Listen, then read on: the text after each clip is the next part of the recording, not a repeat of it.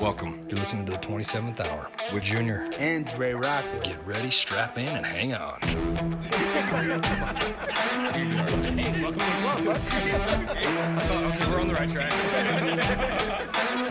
Like, so you good? You guys find the game? I don't know. Welcome back to the show. For sure. Welcome to the show. Yeah, man. I'll probably let you know who. Tell them who I am first before I say thanks. How about we'll do an intro for you guys too. Kim and Tristen from the one and only. Unfortunately, I haven't been to a place yet.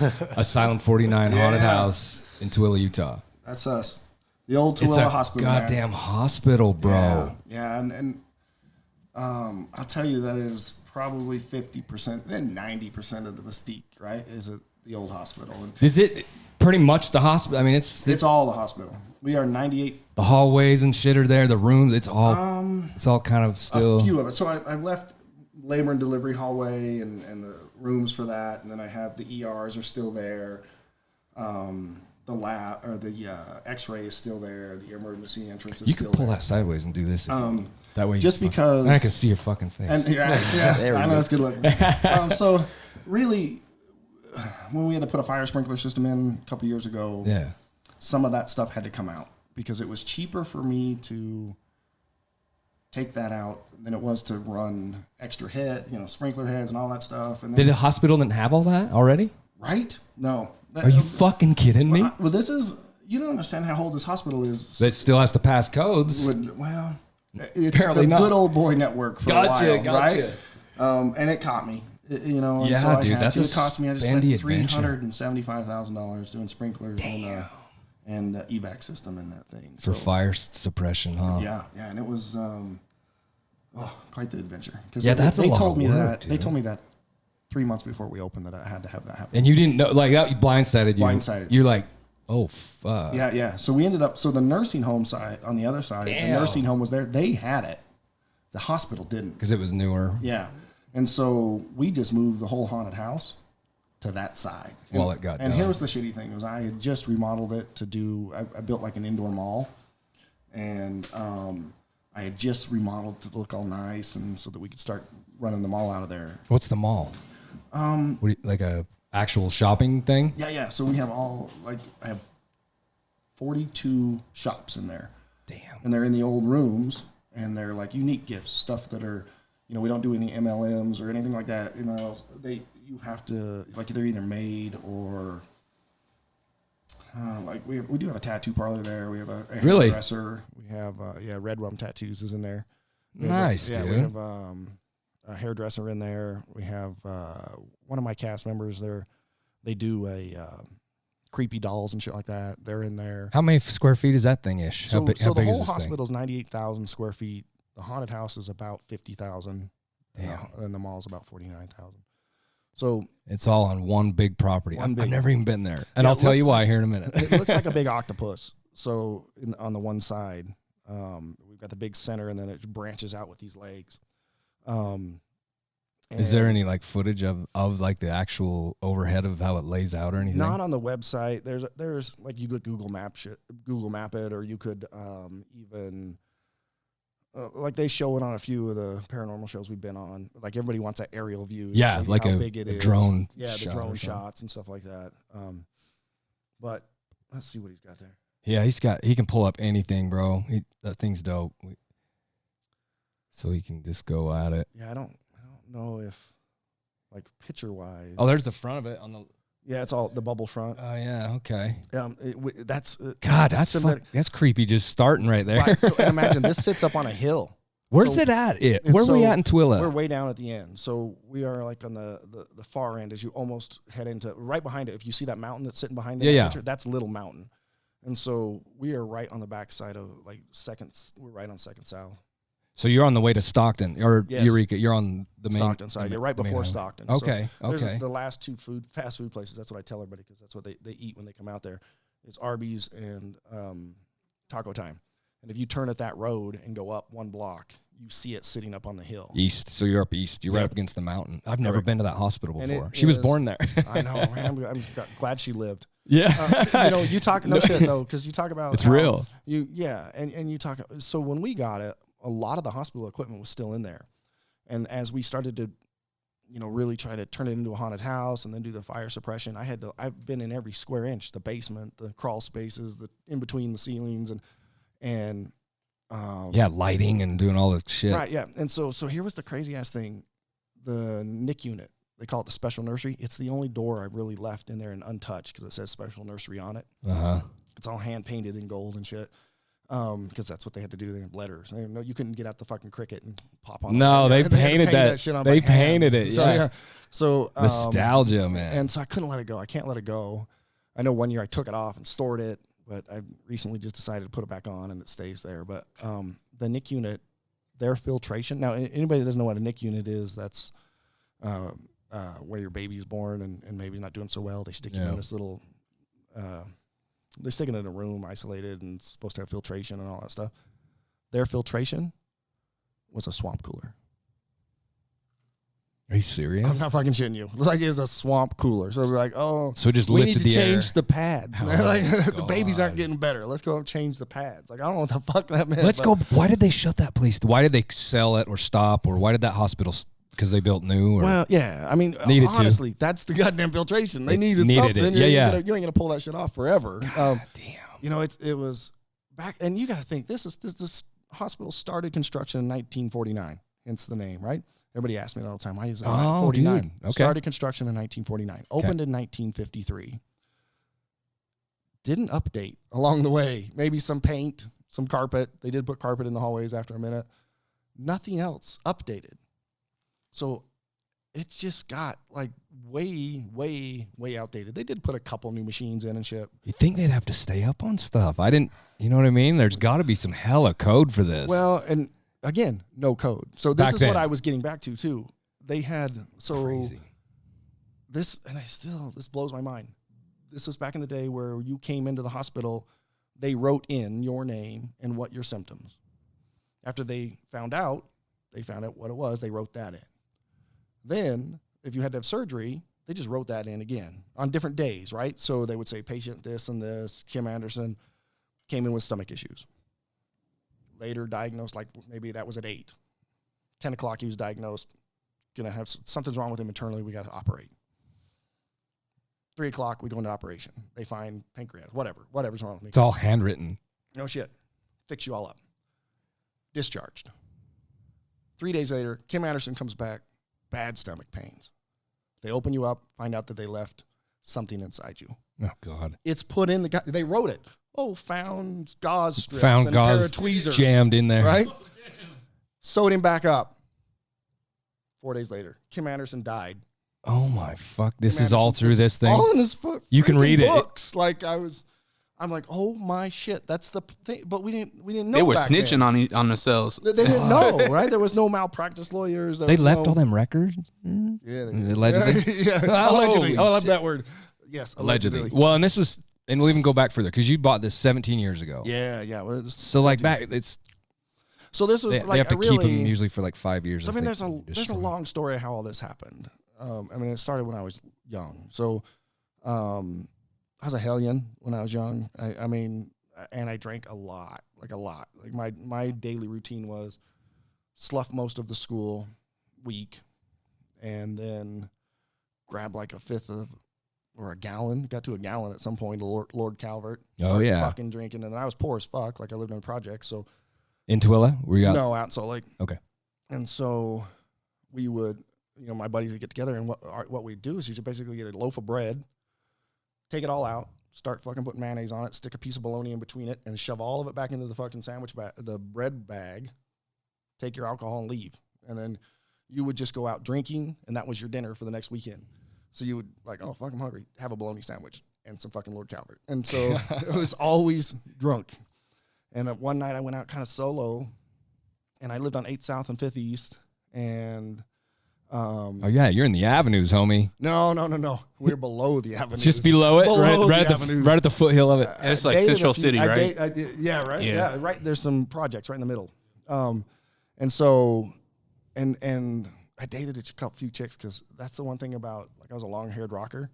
like the bad boy, you know? So it was like being a rapper nowadays, right? So all the chicks are like, oh, what's that? I want a little bad boy in you. So all these rich bitches that were living in the avenues were like, I'll let you fuck me, but don't tell nobody. so okay. That'll work. How dare you? So, could you imagine getting fucked by a rocker that smells like whiskey and bologna? right? Hasn't eaten anything but bologna. It's a good thing I was good. So, the alcohol killed the smell. Oh yeah, for sure. But they coming from a rapper too. Fuck you.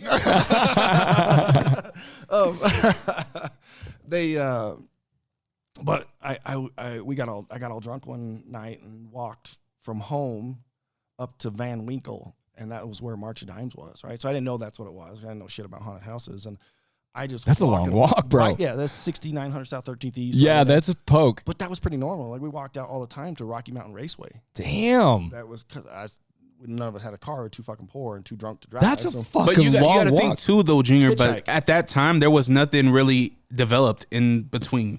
Yeah, you just bounce. You're not waiting for stoplights. Literally, like you would shit. stay in fields and shit. Like that's where we would sleep. You just want to crash.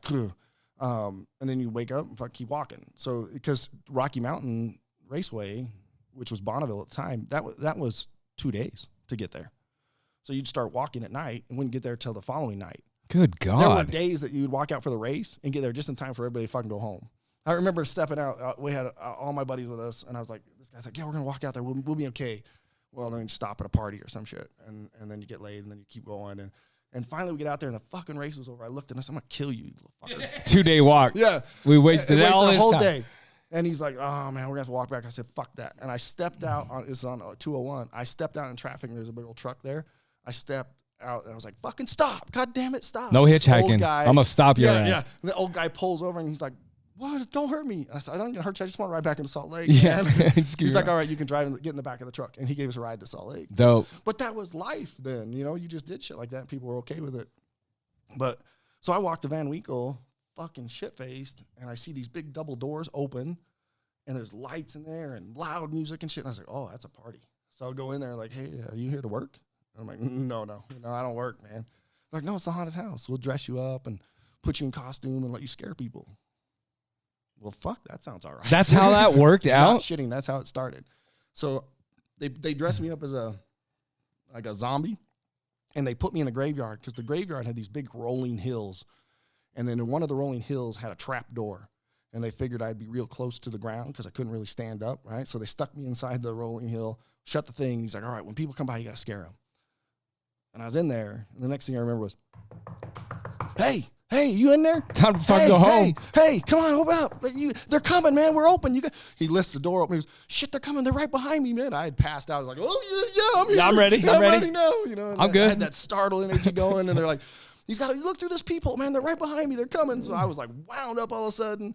I'm looking through that fucking peephole, and I jumped out just perfect. And I launched my whole body out of that goddamn little square hole. And these people jumped like 2 feet in the air, fell on their ass, scampered back, and took off running. And I was like, Instant hooked. oh, mother. Instant I gotta hooked. have this. And worked there for 11 years. Damn. And so and no car. So wherever they moved, I walked. I would go early after school, go home, get everything I needed, walk to the haunted house, and then work for the night and walk home. Or sometimes I rode a bike. I had a bike when they were real far away. And I started out just scaring people. And then I started out a little bit of costumes, a little bit of makeup. And then they're like, hey, why don't you just build a room? And I built one room, and it was successful. And they're like, why don't you build this section of the haunted house? And that year we ended up taking third. So I was like, I think I could do this. And I truly believe that kept me out of jail. Like, because I have other family members died in prison and shit. Sounds like you're on your way. I was there. I was there. So I contribute that to that, right? To keeping me out. Yeah, man. And so it set me on a path and found some other people that were like me. I stopped drinking and just was enjoying life and started to change. And I told myself all these years, I said, I got to tell you this part, because there was always, even though March of Dimes was it, right? They were the coolest haunted house. There was always one haunted house that was always talked about that was better than us. And that was the one at the Provo Mental Hospital. And I don't know if anybody had visited that, but the rumor was that the patients were the actors. Oh, dear God. And they could snap at any time, right? And that was their big deal. And so I was like, working for the March of Dimes, I was like, I know we're better than they are, but how do you compete with that? And so I believed it for a long time until my brother got in trouble. And to avoid a long prison sentence, he deemed himself crazy. So they checked him into the Provo Mental Hospital. And he was in there for a couple years, and I'd go visit him. And I remember the second year, October rolled around. And I was like, oh, my God, Ken, it's October. He said, yeah, what the fuck does that mean? And I said, no, it's October. You can be in my haunted house. You get to be in the haunted house, man. And he's like, what are you talking about? I said, yeah, they let the patients do the haunted house, man. You could be in it. And he goes, no, they don't. They lock us down for that month. It sucks. I was like, what? So it's yeah, all they're all made up. outside It's all people. made And I was up. like, my heart just like, But it worked. It worked. It was That so was powerful. steep, right? Yeah. And so, That stuck in your head. I got where right. you're going. And it just lived with me. And so when I would tell this story to a few people, and I knew eventually I would tell it to the right person. And I was running the dealership in Tooele. I ran the Ford and Dodge side, and my buddy ran the Chevy side. And at the time, his dad was the mayor. It's a good friend, right? Good, Yeah. He's a good connection. That's just a good one to have, right And there. so, and they're awesome people anyway. But I was telling him that story, and I said, if I could ever find a place like that, Tooele needs something like this for these kids. Absolutely. And I said, so I'd do it in a minute. Because there was nothing out there, right? Did they ever have a not haunted? much, Yeah, right? They didn't have a haunted house. They Messed around with little Walmart. stuff. Walmart was the hangout for the kids, and it Yeah. still kind of is. Like, it's still weird. They have a couple places, but they're not. The kids are considered loiterers if they don't spend any money, so they don't get really hang out there. Right. And so I said, if there's something that we could do, something to make them belong, right? And he goes, I got a place for you.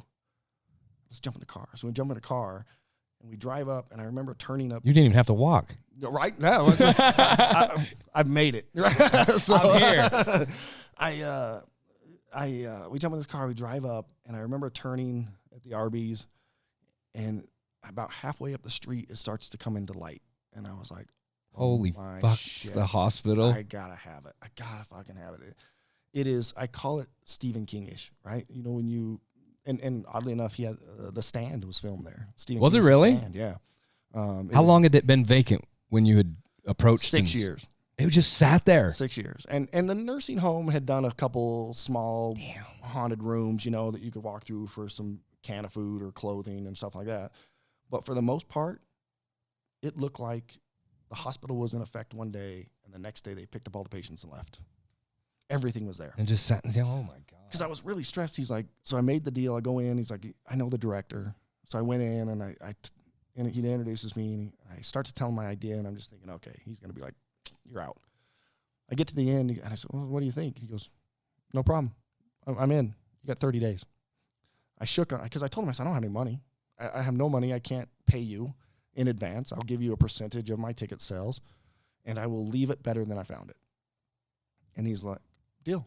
Shake on it. And I was like, what? What the fuck is happening here? Yeah, it just blown my mind, right? I'm like, this doesn't, Yep. how this doesn't happen. Shake away. Yeah, so I'm like, all right, good. And he's like, you got 30 days, though, because I wanted a little time to get in there and see it. And he goes, no, 30 days before you open. Shit. All right.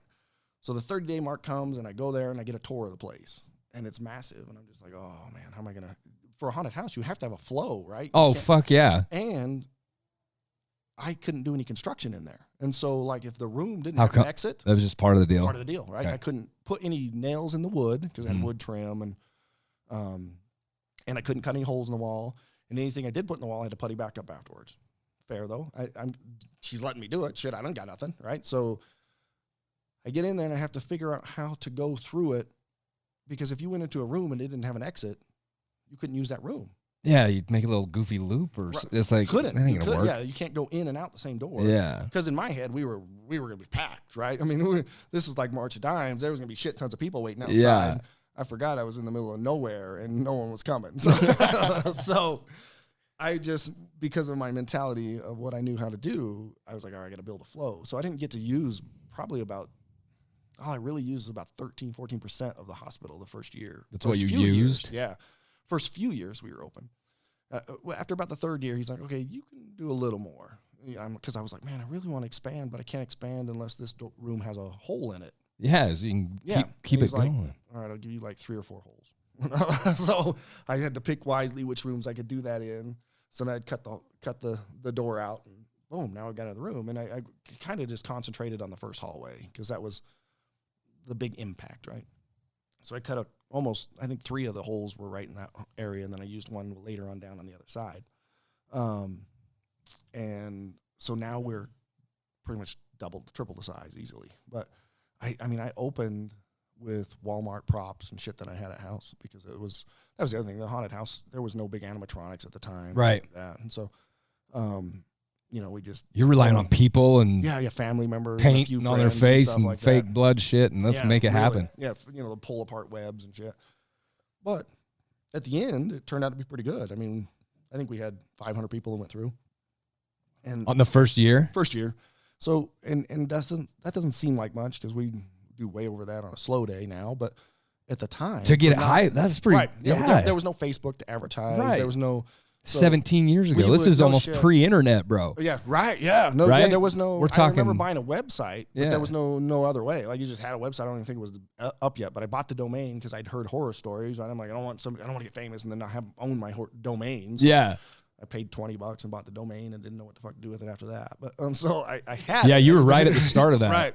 So, but for advertising, Walmart was the place, right? So I would get a few of our characters dress up and go hang out in the Walmart parking lot with a sign that said we were there, or you did it on Main Street or wherever the popular things were if they had a school event, and that was how we advertised. Word of mouth. Yeah. And so for 500 people, it wasn't bad, and I gave him the money, and I did fix up what I said I was going to fix up, and I said, okay, I appreciate you letting me do that. And he was, wait a minute. You were done? You're coming back next year, right? Yeah. And I was like, yeah, I am, because I didn't think he was going to let me. What did he say? How many years did he give you? Like, was that just a few years? It was yearly, right? Okay. So then the second year, the money tripled, and it got better, and I did what I said. I did some stuff outside now, and then the next year happened again, more money, more things, and then finally, I remember him telling me about the fifth year in. He said, so what is your plans? I said, okay, I'm pretty rooted now. I said, my plan is that one of the strong points was during the October season, now we had a pretty big cast, one of the largest in the state. No shit? Yeah, big. A lot of the Tooele kids had heard about it. They didn't fit in at school. They weren't the cheerleaders or the football players. They were the in-between, and they didn't fit. Yeah. And this could give them, there's something really special about a haunted house, especially if you have been bullied and things like that. They're you people. You can, yeah. They're us people. Right. So you can come there, dress as somebody, and they didn't know who you were. Right. And so you got to do whatever you want. And then even better, and I started to see this early on, so I would tell the kids at our cast meetings, when your bully comes through, fuck with them. Scare the shit out of them. And so then the confidence started to build, right? And more kids would come, and so we had a large cast. We had over 100 members. Are you serious? Dude, that's a lot of people. Damn, that's a lot of people. He finally pulls me in, and we're pulling pretty good crowds now and pretty good money. And he pulls me and says, okay, what's your plan? And I said, well, I really have thought about that a lot this year. And I said, my plan is to own this place. I said, I don't know how, I don't know when, but these kids need something more than just 30 days. There's got to be more to this. Yeah. And I said, I can't do any more here, so I'm going to figure out something more. And I says, when I own the place, I'll figure it out. And so. And this guy owns it that you're talking to? Well, he's the director. Okay. Right? So, okay. And a couple more years go by, and he calls me up. He says, hey, I got some news. My dad's retiring.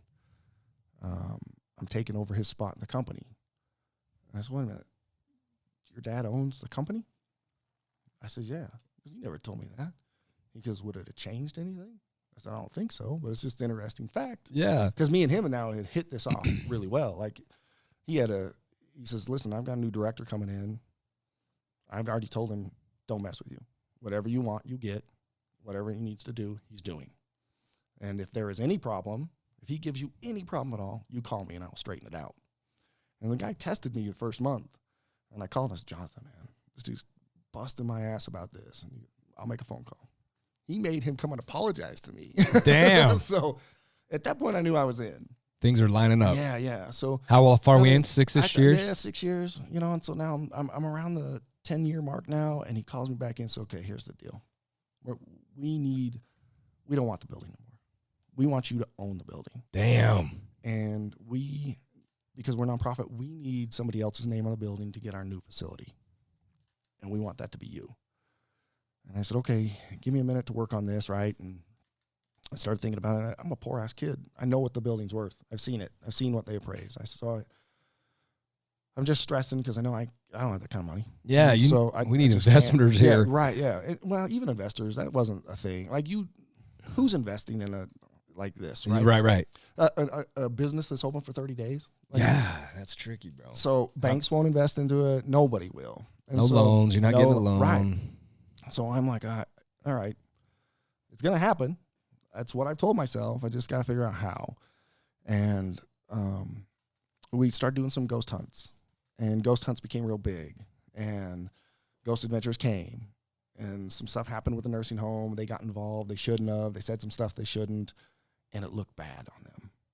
And so he called me up and he said, listen, you can't ghost hunt there anymore. Like we're getting a lot of flack for this. And I said, okay, what if I do it on a down low? He said, okay, but no public advertising. So we were still doing ghost hunts, still getting big. And all of a sudden, what was bad from Ghost Adventures now was good, right? So a year had gone by. And you can do that all year. And it was mainstream, right? So Ghost Hunters wasn't devil worshippers anymore. All the soccer moms were into it, and they were watching Zach on TV, and all the shit was good. And so all of a sudden, it was okay to have ghost hunts now because people understood it. Yeah. And so I get a call from him. Hey, corporate wants to do a ghost hunt. Can you handle that? I said, you bet your sweet ass I can. Corporate. So it's owned by Rocky Mountain Care. Okay. And that's who. They want to come do it. They want to do a ghost hunt now. A ghost hunt. Yeah. So the people who are telling me no deal are all of a sudden like, yep, you're on. We're coming in. Yeah, we're coming in. Can you make that happen? I said, you betcha. Have them call me. So I set up this big ghost hunt for their corporation. They all come. And I do my little thing, talk about what we've learned and how much the building means to me and all these things. About midnight, this lady calls me and says, hey, come here. I'm the kind of like, she wasn't the VP, but she was a controller of the corporation. She says, sit in all these meetings. They want you to own this hospital. I said, I get that, but I know what the hospital's worth. I can't come up with that kind of money. She says, they don't care. They don't care what you really give them either. They just want you to offer them something so that they can get this ball rolling. Damn. And I'm like, are you sure? She goes, put it in. Come up with something reasonable. Perfect. I'll do that. So I called him up that week. I said, hey, Jonathan, I'm gonna order an appraisal. I'll pay for it. So I ordered the appraisal. Comes back $2.3 million.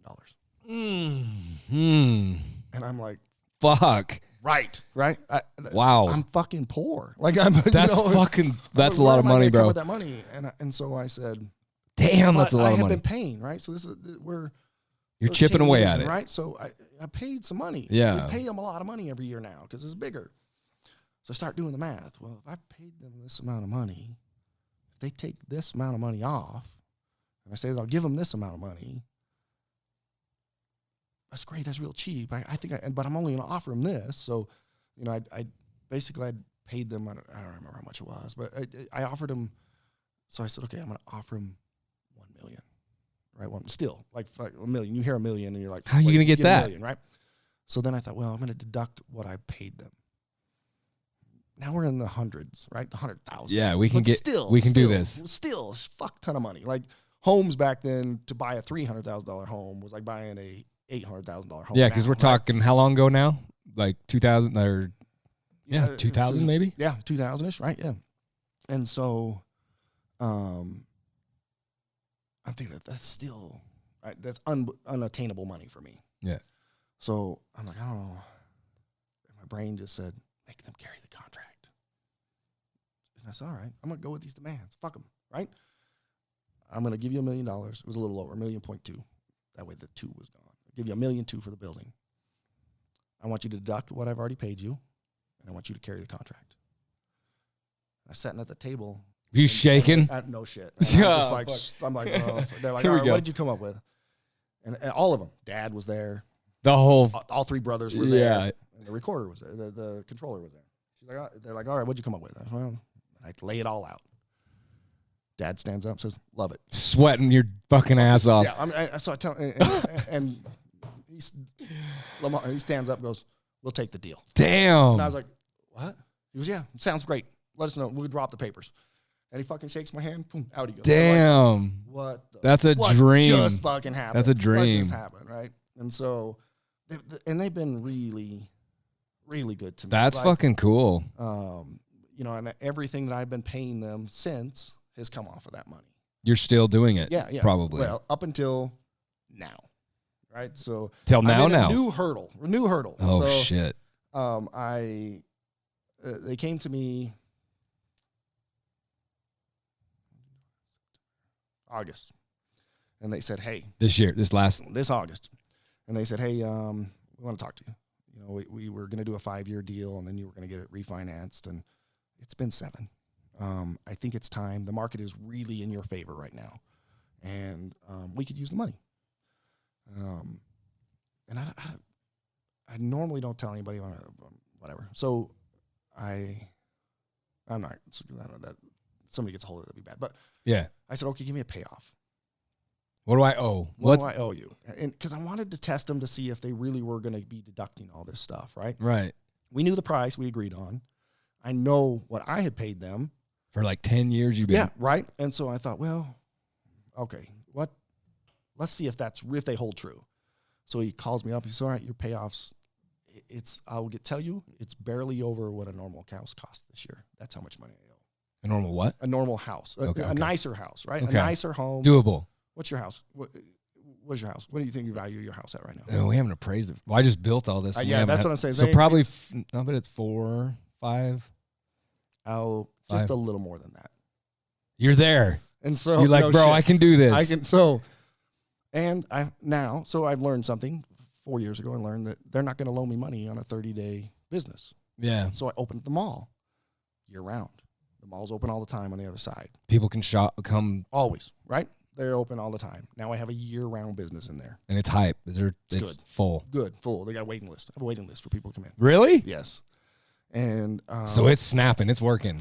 And money's fuck coming you, in. COVID. Here come COVID. Fuck. COVID was nothing. I did my own stimulus for my renters. I gave them a 4-month free rent. Damn. Just so that they could keep their shops. I didn't want them to be able to go, I can't afford this and I'm out. Yeah, dude. I wanted you to stay. That got crazy. I want to stay, and we will get through this, and we will come out stronger. We just did we have a monthly market. The first Saturday of every month, I invite extra vendors. So I have my 42 vendors in the 42 shops. We had 32 extra vendors that we put inside. Damn. Everybody had a record-breaking month. Really? Everybody. There was so much business in there. Even with this whole shit we're dealing with. No one cares. So it was insane. Our tattoo business went crazy. And I get it. We had death. We had all of these things. Yeah. I understand that. I get it. But we also have to live. And so we can't go on fear. We can't do it. We have to live. These people have to have their businesses. I have to have my business. We found ways around it. And we had a record-breaking month. Just insane. It was insane. Just with the mall? Just with the mall. How about your haunt this year? Off the chart. Crushed it. Yeah, crushed it. Biggest year ever? Yes. Was it really? I paid off my fire suppression system. So it was good Fuck, for me. that's cool. And I'm not, Spence, Fear Factory, we're good friends. Yes. I'm not having He's been on the show. Yeah. I'm not having the year they're having, but their location, when they talk location, is key. It is monster But I key. am not trading what I have. They will never have an old hospital. No. We are a grunge haunted house. People walk through Nightmare or they walk through Fear and it's like walking through Disneyland. It's gorgeous. Everything's unbelievable. Perfect. It's not scary to me. Right. You walk through my place, it's fucking scary. I'm fucking ready to go. It's scary. This is the reason I'm gonna step in now. I never done it. Fear Factory scared the shit out of me because I didn't want to get touched. Then you're too big of a pussy to come into my place. I will tell you. And we'll go there. We're gonna go there in a minute. I will happily say I probably am. I will tell you though, I market to Latinos and more importantly, Samoans. All the Islanders. They are my favorite people ever to go through my haunted house. Ever. I have never, ever, and they come in herds. They don't come in one. The Islanders come in herds. Oh, yeah. Big ones. And I have yet to ever, 17 years going on, right? Never had a problem. Ever, ever, ever. And by far, they are the best. They know how you start messing with them. Oh my God! They put on a show, and then the minute it's ready, it's game on, and they're fine. Like even trying to pull one of them guys in, it's like, oh my God! Yeah, they're fucking monster people. No. But you know what? There's no fight. It's all controlled. That's cool. Every little bit of it coming in. It looks like we are doing everything in our power to drag that son of a bitch in, and we are just holding on to him with pinchers, right? They just have fun with it. They know how to have That's fun. awesome. Do you you never finished up after you came up with the payout? What happened with the payout? It was so. I didn't. Yeah. Okay.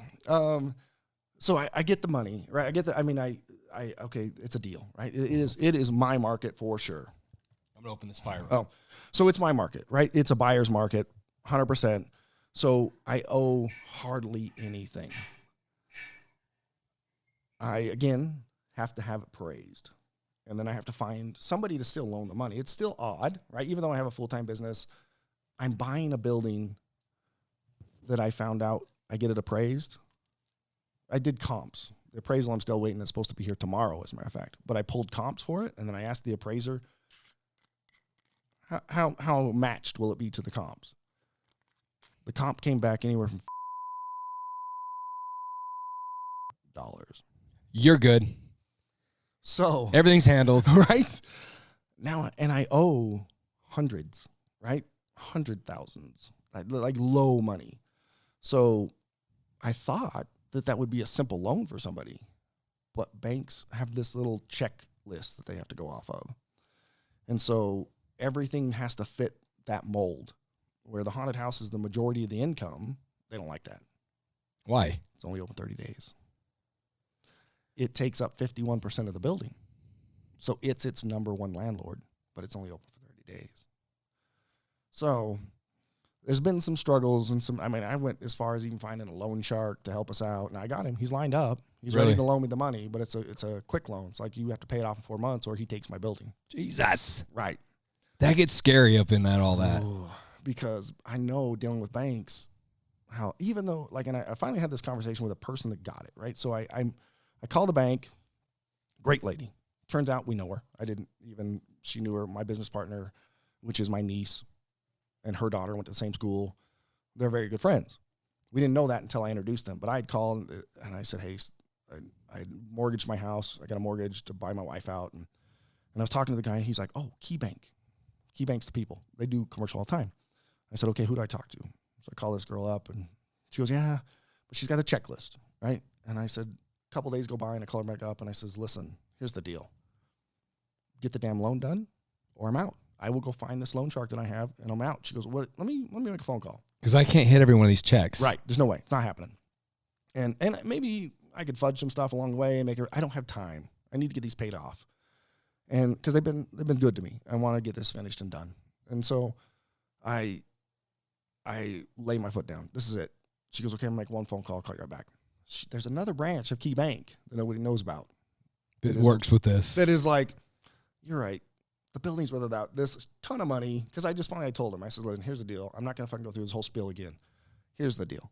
I have a building that's worth I owe $100 on it. If anybody in their right mind can't see that this is a good investment for them, I don't want to talk to you. Right. He goes, 100%, I understand where you're at. And I said, no, you don't. Because if you can't make this happen in a week, I will just go to this loan shark. I'm tired of fucking around. He goes, I'll find you another loan shark if I don't find this place in a week. So we've been going through it, and I've given him a little bit longer. We're on week 2, but the dude is. They're doing it. Yeah, he's getting it happening. So you're there. So we got, I would say by the end of the year, we'll be closed. It'll be 100% my name. Damn, dude. And you'll be looking at the richest poor person you've ever met. So, dude, that's a cool ass story. Yeah. Yeah. And it's all in the good, right? So yeah, it's absolutely. all because of the good. And you worked your dick off for it. I lived my life later in life doing all good. Like everything I do is good. It's not, I know there are people out there, no, this is not 100%. You don't know what actually happens behind the scenes. No, You yeah. don't know all the charities that we do, all the people that we help. I got one of these guys sitting right next to me, Tristen, right? He's been my cast member since he's 13 years old. The motherfucker's as tall and has as much hair now as he did then. but which is why we wanted him for the haunted house.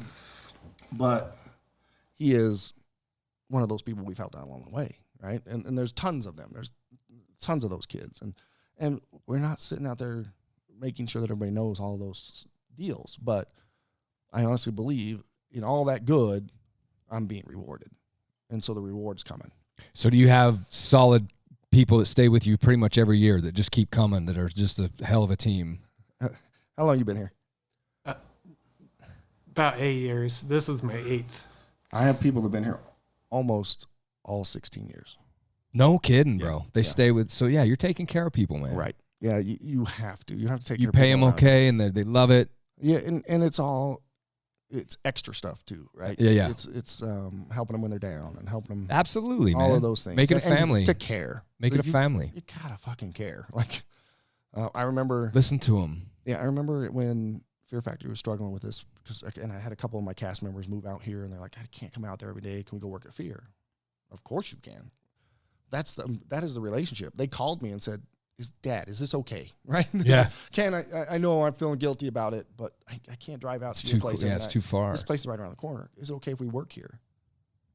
Of course. Yeah. Like, what do you don't need to call and ask me that shit. But that's the mutual respect that we have with our cast, right? The guilt is too strong because it is part of a family. Right? Absolutely. It's like you're betraying the family. And people's best interest is all you can look out for. If they need to do something, that's all they need. 100%. Yeah, it'll work out. It shakes out, man. Has to be, because you can't hold anybody back. You just can't. They'll fucking do a horrible job for you. Right. So, yeah, really. Yeah, then it's just they hate you. They spite you. And so you got to let them move on. And whether it's in something in that or in something personal, right? You know, right. So you're close. You're close to all your people, man. Yeah. You know all of them. They're all your homies. 100%. And we even have, because again, not all of them are the best. They get bullied or something like that. I can call on some other cast members and say, hey, follow this kid home every day. Boom. They're walking with this kid daily to make sure that he doesn't get bullied and to show that he's part of the family. And then it stops. We carry a little clout. Oh, I guarantee it. So I would imagine. Everything that I'm hearing is a sense of community. So what does the community think of Asylum 49? Oh, so it used to be rough for a long time, man. I mean, I remember I was called a child laborer. I was called a child molester. I was called, because I worked with children, right? Jesus. And it was rough. And I was just like, fuck you. You don't know. You don't know. Absolute slander. And because but I was involved with all these kids' parents. They used it as a leverage, right? These kids would be like doing bad in school. They'd be like, I'm going to call Kimm. He's not going to let you work at the haunted house. Or they would call me and say, hey, this kid's screwing up, man. And I would get there right in our little meeting at the start and call them out on it and say, what the hell are you doing? Your parents calling me. Like, what? You ain't going to work here if you're acting like this. And boom, turned around. Yeah, right? man. So in our group, we were known. They knew what we were doing. But the outside public, no one wanted to hear it. And so they see that, man. They hate that shit, right? They want to poke at it. Always. Because everybody's, hate that. And so I remember like when Facebook came out, we were getting hammered. Every year, every season. Bam, bam, bam, this, that, that. Was it hurting sales at all? No, just ignorant people. Garbage, right? yeah. And none of it was true. Slander. And so, but we had to put up with it. We just dealt with it, knew it wasn't true, stayed true to our values, stayed true to our core, right? I remember we got involved with the police down there. They used to come and do security for us because I figured if you can't beat them, join them, right? So I'll pay them to come here. They need money. They don't have, it was all money, Christmas presents and stuff for them. And so they would come do my security, so I got to know them very, very well. And one of them we became friends with was a detective. I remember this phone call I got one day. And he calls me up and says, hey, Kimm, I know you really well.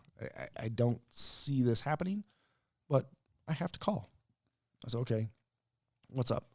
He says, are you putting people in a coffin and putting them in the hearse and then driving them somewhere and leaving them? Holy shit. I'm like, what?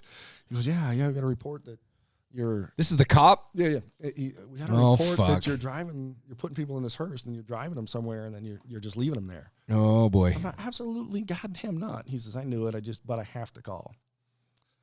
This is in the back of my head, right? So this is going through and it's going through and it's going through, and I'm just thinking to myself, what are these people thinking? Like, where are they coming up with this shit? No shit. almost towards the very end of the season. I'm dressed up in costume. I'm dressed as a surgeon. I'm out there messing with people in the front line. You're working. Yeah, I'm working, right? You dress up? Hell yeah, every year. It's my stress relief. Fucking good for you. Yeah, every year. Every year. I love it. And so, oh, God. It's nothing like scaring the shit out of people. Yeah. It's that feeling of jumping out of that goddamn tombstone. You're the boss, though. I don't give shit. That makes it even better. All my people get to see me work. If shit happens, you can I want to do it. bounce I out want to of be that it. person. Okay. You need to, if anything. I agree. 100%. If anything, if you don't want, come down and let me dress you up for one night. I would love it, bro. Dress you up and put you out there. And then you tell me we'll meet again and you'll be like, oh shit. Now I know. Hooked. Because it's nothing better. Yeah. Nothing better. And so I'm out there working, messing around. At the time I had these TVs in the lobby. And they had these little videos of advertisements of all these things that we had, maybe ghost hunts going on or something, right? Mm-hmm. One of them, we have a haunted house prop called The Last Ride. And it is a coffin that is on air suspension. And they put you in it and has a soundtrack, and it goes along with, the air ride goes along with this soundtrack. And you hear the door shut, and you hear these two guys pick you up, and you hear then the coffin raises by the air, and then they kind of drop you, and it drops you, and then they load you up in the car. Oh, here it is. They wheel you around, and they drop you at the cemetery, and they bury you. We decided we want to do a video of that, right? So we're out there reenacting this whole scene, go over to the cemetery. It was so funny because even I remember the night clearly because the sexton come up. He starts driving up there. He gets all the ways to where he can see us, and he goes, fuck, I should have known it was you guys. Turned around and left because he had called and got complaints that we were up in the cemetery with the hearse. He didn't know. No one knew who we were. They just two guys up there in weird costumes, and they were up there shovels and in a hearse, like we were going to dig up some shit. God. So, but as soon as he got up there, he knew. He was like, oh, fuck, whatever. He leaves. So we made this whole video, and we put it up there. I'm sitting there, and I'm scaring somebody, and out of the corner of my eye, I see it happen. I was like, motherfucker. Somebody was in here watching the video and thought that shit was true. Right, recording it, yeah. So they're like, calling the idiots. cop. They're like, Oh, yeah. Fucking idiots, Yeah, man. dude, they're going to get you right But there. that is the mentality that we had to deal with. And So did you stop that? no, hell no.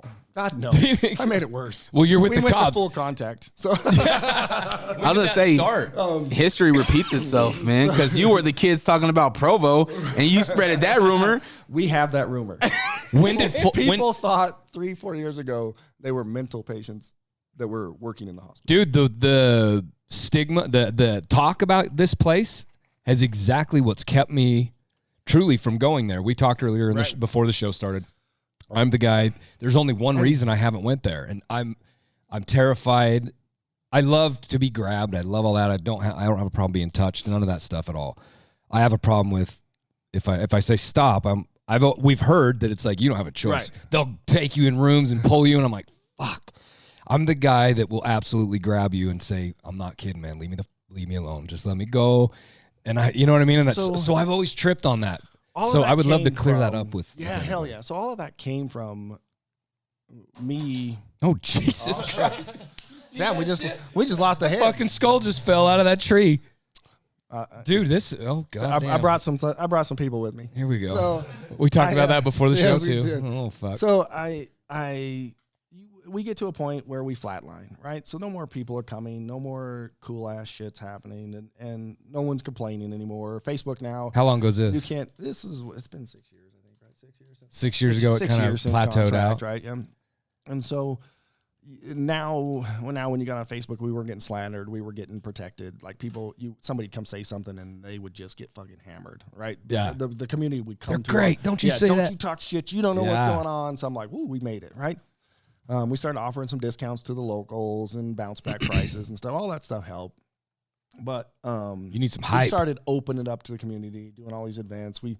Last year we were the #1 contributor to the food bank. Nice, man. We're probably going to be that this year again. So these are, we started doing some other things that we could not hide, right? You can't be the #1 donor to the food bank and hide. They put that shit out there. Yeah. And so they start understanding that we're not what we are, what they think, and people love us. But with all that comes a flat line. Yes. What am I going to do now? We plateau, yeah. And it hit me one day because I love going to all the haunted houses. I grew up in it. That's what saved me, right? I go to all of them. Do you But still? now? Hell yeah, I do. I do too. I Except for just yours. I was just at Dead City for their Christmas show, as a matter of fact, last week. He's cool. That yeah, dude's cool. Tim Riggs. Yeah, he's a good guy. He came to me a long time ago and was like, hey, I'm going to open this. What do you think? I'll help you every step of the way. That sounds dope. Because that's what I want. People are like, aren't you afraid that the competition? I said, I'm the only competition. I'm absolutely. If I can't be better than myself, I need to get the hell out. Yep. Yeah, that's one thing that's one thing that's been like consistent is like nobody's hated on the next person. They're like, oh, this person, they do really good things at this, or this person does really good things at this. But you you know get what, so though? much further saying that, pushing other people. Go to Fear Factory. Go hit Nightmare 13. You get. It wasn't always like that. It needs to be that way. It is now. It wasn't. That's a community. That's dope. It was. I almost got kicked out of Nightmare and Castle. Really? Yeah, hell yeah. Because of who you were? Yep. Yeah, I remember. Like you're stealing our especially ideas and Castle, shit. Man. Yeah, they were like, oh, I don't give a fuck what you're doing. Like, but it really took that mentality and Spencer from Fear Factory. Spencer's a fucking beast. He is an animal. He's been man. on this show. I love him. And Tim obviously had come to me, and we were already friends, and so now I have there's two of us, and then From Dead City? From Dead City, and then Heidi and Rob started Fear Factory, but I don't know what the deal was with them, but they just some people, and I don't know, some people just aren't people, Yep. right? Yep. And I don't know if that was the case because they're nice people, but it's a different breed when you were dealing with all these cast members. Right? Absolutely. You got to have that extra to make them feel like they're part of this. Yeah. And so they reached out and they hired Spencer. Best thing fucking move they ever made. And I've told him since day one. So he reached out to me because he heard what we had with our cast member. And then he came down, like with our cast. Our cast is our cast. They were there, blood to the end. Yeah. Right?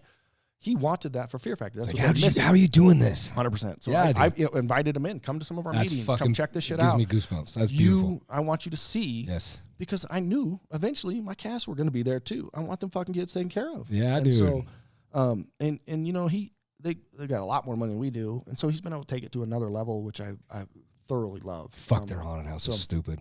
Fucking God, it's stupid. It's pretty Yeah, dude. But, look around. I'm very inspired by it. yeah, right. I look at this, go, Rust shit. and pipes and shit.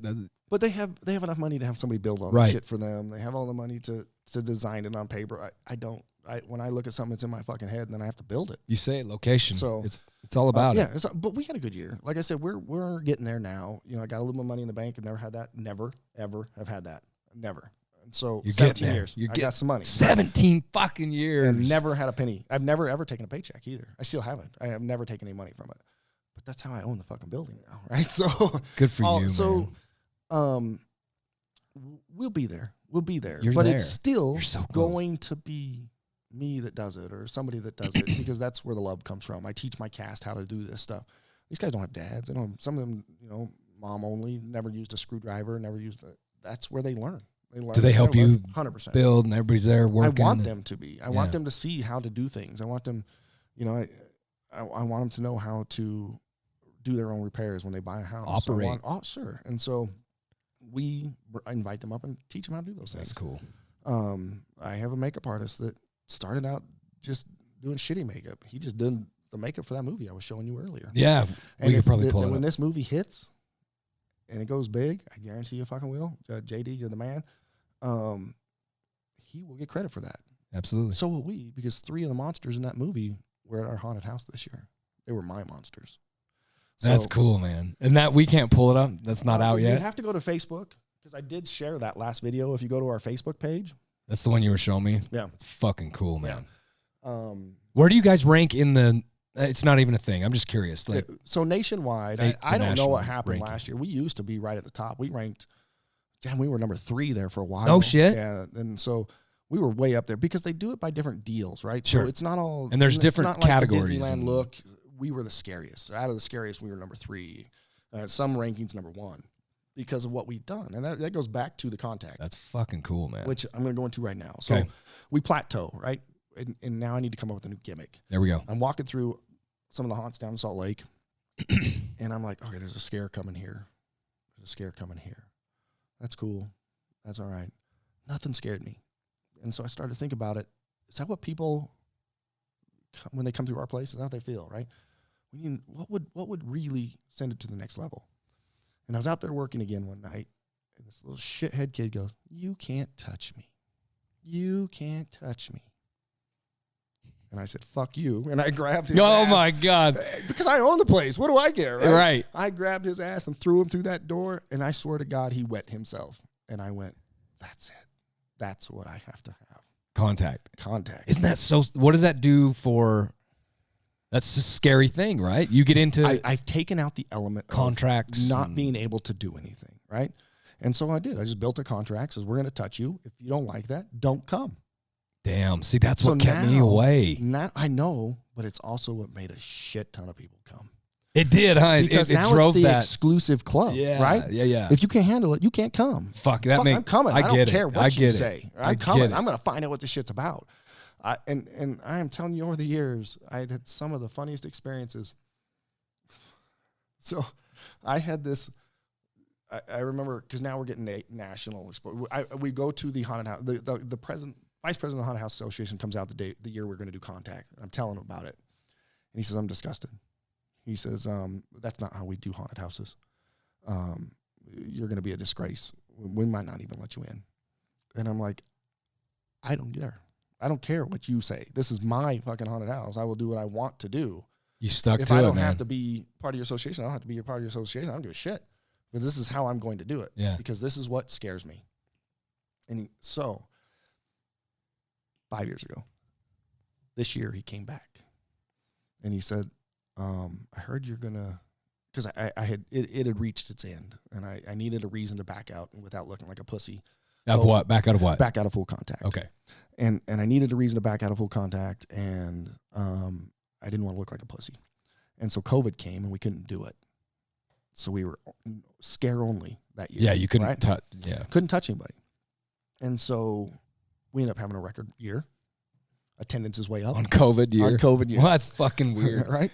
And well, there's all things that go in play. Like all the haunted houses got together, and we put together this little thing and said, "Hey, we're going to beat what the CDC says. We're going to meet it. This is what we're going to do to This is what keep we're gonna open." do. Yeah, Yep. Spencer laid it out for us. Yeah, right. And It's so fucking dope. we got to open. And so That's so cool. We open up, but here was the kicker for us, right? Location. Yeah. Fear Factory, time ticketing. That cut down their attendance. Time ticketing. What do you mean? Yeah, so they could only have so many people on the property at so much time. So you couldn't have those big ass fucking lines out in front of the haunted house, right? Right. You could only have so many people. So when those tickets were full, people didn't get to go to that haunted house. So they had to come to our place. So our ticket sales were up like crazy, and now we got to see what everybody got to experience it without the full contact and loved it.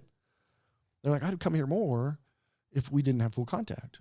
So this year we did an optional contact. Yeah. So you had the glow bracelet on, glow necklace, and at any given time, if it got too much, you could take it off and hand it to an actor and still continue.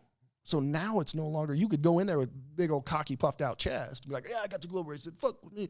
And then it gets too intense, you're like, "Okay, never mind. Here, take the necklace off and hand it to him." Like, Right. "Fuck you, I'm out." Right. Without getting kicked out, because that's what it was before. If you Yeah. didn't handle it before, you got kicked out. You didn't see the rest of it. Yeah. But that was all part of the gimmick, right? So when I Yeah, started. that's making people want it. Right. I can feel it. Right. Yeah, because I wanted the gimmick to be strong. Yeah. I wanted to. Oh, it is. And so. I knew when about it. I've never been there. When I started full contact, I was like, "Yeah, we're going to strap them to the beds and we're going to operate on them and do all this shit." Yeah. And you can't strap anybody to a goddamn bed. Yeah. That's illegal as shit. Right. Like, what if there's a fire and this guy's stuck on this bed? You're like, "What? Sorry, I'm Yeah. out." I forgot I took him in there. Hey, did anybody get Mr. Customer that was strapped to the bed? Yeah, that room 3. Did we fucking Right. open that back Did up? we pull him back out of there? And so that was a See, no-no. this is the shit in my head. That's why I didn't want to go. I'm like, But fuck. that's exactly what I wanted out there. It worked. Yeah, I 100%. fucking worked 1,000,000%. Right. Because I've never been into it for that reason. Well, and But it's so cool. I'm like, God, I want to go. It. Everybody heard about it. Absolutely. Right? And so you get the It worked the good. answer that like he said, like Dre, right? Dre. Dre says, "Yeah, I've never been to yours." Yeah, because you're a fucking pussy, right? Right. So then you just start to really hound that in. Right? Fuck yeah. And be like, "Yep, that's right. You can't handle it." And they're like, "Fuck you, I can handle it." Yep. I'm going, goddamn. Yeah. Not me. He's still going. I'm like, yo, He you're fucking right. hates it. I'm a pussy. Oh, When we did the Spence thing and we went to did the Fear Factory thing, he doesn't love them. That's But not his thing. those are my people. I'm telling you, those are the guys I love to see. I'm not shitting you. I will never, out of every experience I've ever had, I will never forget this. Never, ever, ever. Forget what? I'm going to tell you. Okay. So this, you know what a standard size hospital bed looks like, right? Sure. 6 foot person, which is what I am. I can fit in there a little bit. Like I got maybe an inch or two spare. Height of our full contact. I go out to the lobby, and at this stage, I have probably 5 or 6 doctors, and what we do is we go in and mind fuck you, right? So we pick somebody way at the end, and we start telling them shit we're going to do to them, so that we can get them to quit before they get into the haunted house. Not even make it in. That was happening, right? So you go down and you pick somebody, and like, isolate them, say, "I'm coming back to get you." Fuck, that's And they would freaky. just start going, "What?" And then you walk away, and then you come back, and then maybe they're like 10 feet there. I haven't forgot about you. Forget who you were. I'm not going to forget who you were. We're taking you. Holy shit. Walk away. Yeah, I'm out. And then this goes all the way down the line, and then halfway you start touching them. I want you to get familiar with this because this is what's going to happen when we get close. Grab them like, hey, listen to me. And then by the time they get to the door, you just had to walk up there. They're tripping They're balls. Gone. They're out. Gone. Fuck you. I'm out. So Yeah, they quit, dude. right? So we start mind fucking people early. And that spreads this wave of fear. Right. Then we decided we need to take the biggest. If we're going to take somebody, we're going to take the biggest motherfucker in the room. Because if we own that person, nobody else stands a chance, right?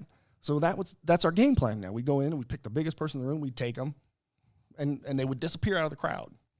Pull them into a pull-in room, chainsaw them, do whatever, right? And then send them through. I remember opening up. I had 6 of my doctors there and me. Just hype.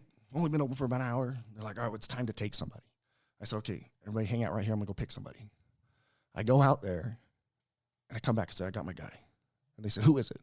I said, I just want you to peek out the door and tell me who you think it is. Every one of them. Fuck you, fuck you, fuck you, fuck you. We're not taking that guy. Big guy. I have never seen somebody so big in my life. I swear, this dude was like a monster. Straight thug. Had 2 thugs with him. Probably, how tall are you, Dre? Yeah. At least his 2 guys, 6'2", size of Dre. Big. Fucking big. 3 of them. This guy, a foot taller than him, and a little bit wider. Just a big poly dude, or No, he's black. Black is like black guy. Oh, yeah, and thug, leather fucking jacket, Rip, ready to go. Had the finest goddamn Latino woman I have ever seen in my life with him. And I walk up, and I couldn't reach his ear. This is how tall this motherfucker was. Was he a basketball player? No, because he was big. Like on the fucking jazz big. team or some shit? No. Big. Like this motherfucker doesn't come off the he's ground. Trill. He don't come off the ground big. He's like street. he's street. You ready to even talk like it, fucking- right? So and they get to this. man, don't fucking so I touch get me. to this. So I get to this. I go up and I go to lean. I'm on my fucking tippy toes, holding up with his shoulder. Oh, and says, Christ. I'm going to take you. And he looks down at his girl and goes, oh, baby, they're going to take you. I said, And you, said- bitch. I did. I said, no. I said, you. And his boys went, oh, man, motherfuckers are going to take you. Oh, And he goes, shit. you ain't taking me by your... And I said, it's not by myself. And There's I 6 of my fucking doctors so are ready. I go back to the door, and I open up the door, and all my doctors were lined up, and there goes, motherfucker. Yeah, dude. Motherfucker. I'd be ain't taking-" tripping. He says, you don't understand. I'm fucking gangster. Not that gangster shit you see around here, motherfucker. I will fuck you up. so I go away, and I come back, and I said, I don't give a fuck how gangster you are. I'm taking you. Damn, dude. And so he's like, Damn. no, they're going to take me, man. So as he gets close to the door, because I realize I can't drag this motherfucker inside. Yeah. We got to take him right at the door. All 6 of you motherfuckers. Right? So he's at the door finally. And we have a doctor that puts a bag over your head. He's the one that Holy pulls you shit. in, right? Big boy too. So all my doctors are lined up around him. My doctor goes behind him and can't reach to get the fucking bag over the top of this guy's He's a head. monster fucking. Huge. So he jumps, whoosh, boom, sinks the bag, and the motherfucker's, oh, motherfucker, don't let me fall down. What are his Don't homies you doing? Let me. They backed out. They're like, like, fucking take him. What's the girl doing? She's just like, nuh-uh. Fucking she didn't say tripping. nothing. They were like, fucking take him. Oh, they took you, motherfucker. He's like, don't let me fall down. Don't. I said, you ain't falling down. I can't get your ass back up. We took him in through the doors and had a little bed. No pulling. At the He was time- fine. No, yeah. He said, yeah, you can't move him. He's just like shuffling his Just ass going through with there, it. right? Had a bag over his head, couldn't see. We had all the doctors around him, so we had something to hold on to. We go through the big double doors. They shut. Off to the side, there's a hospital bed.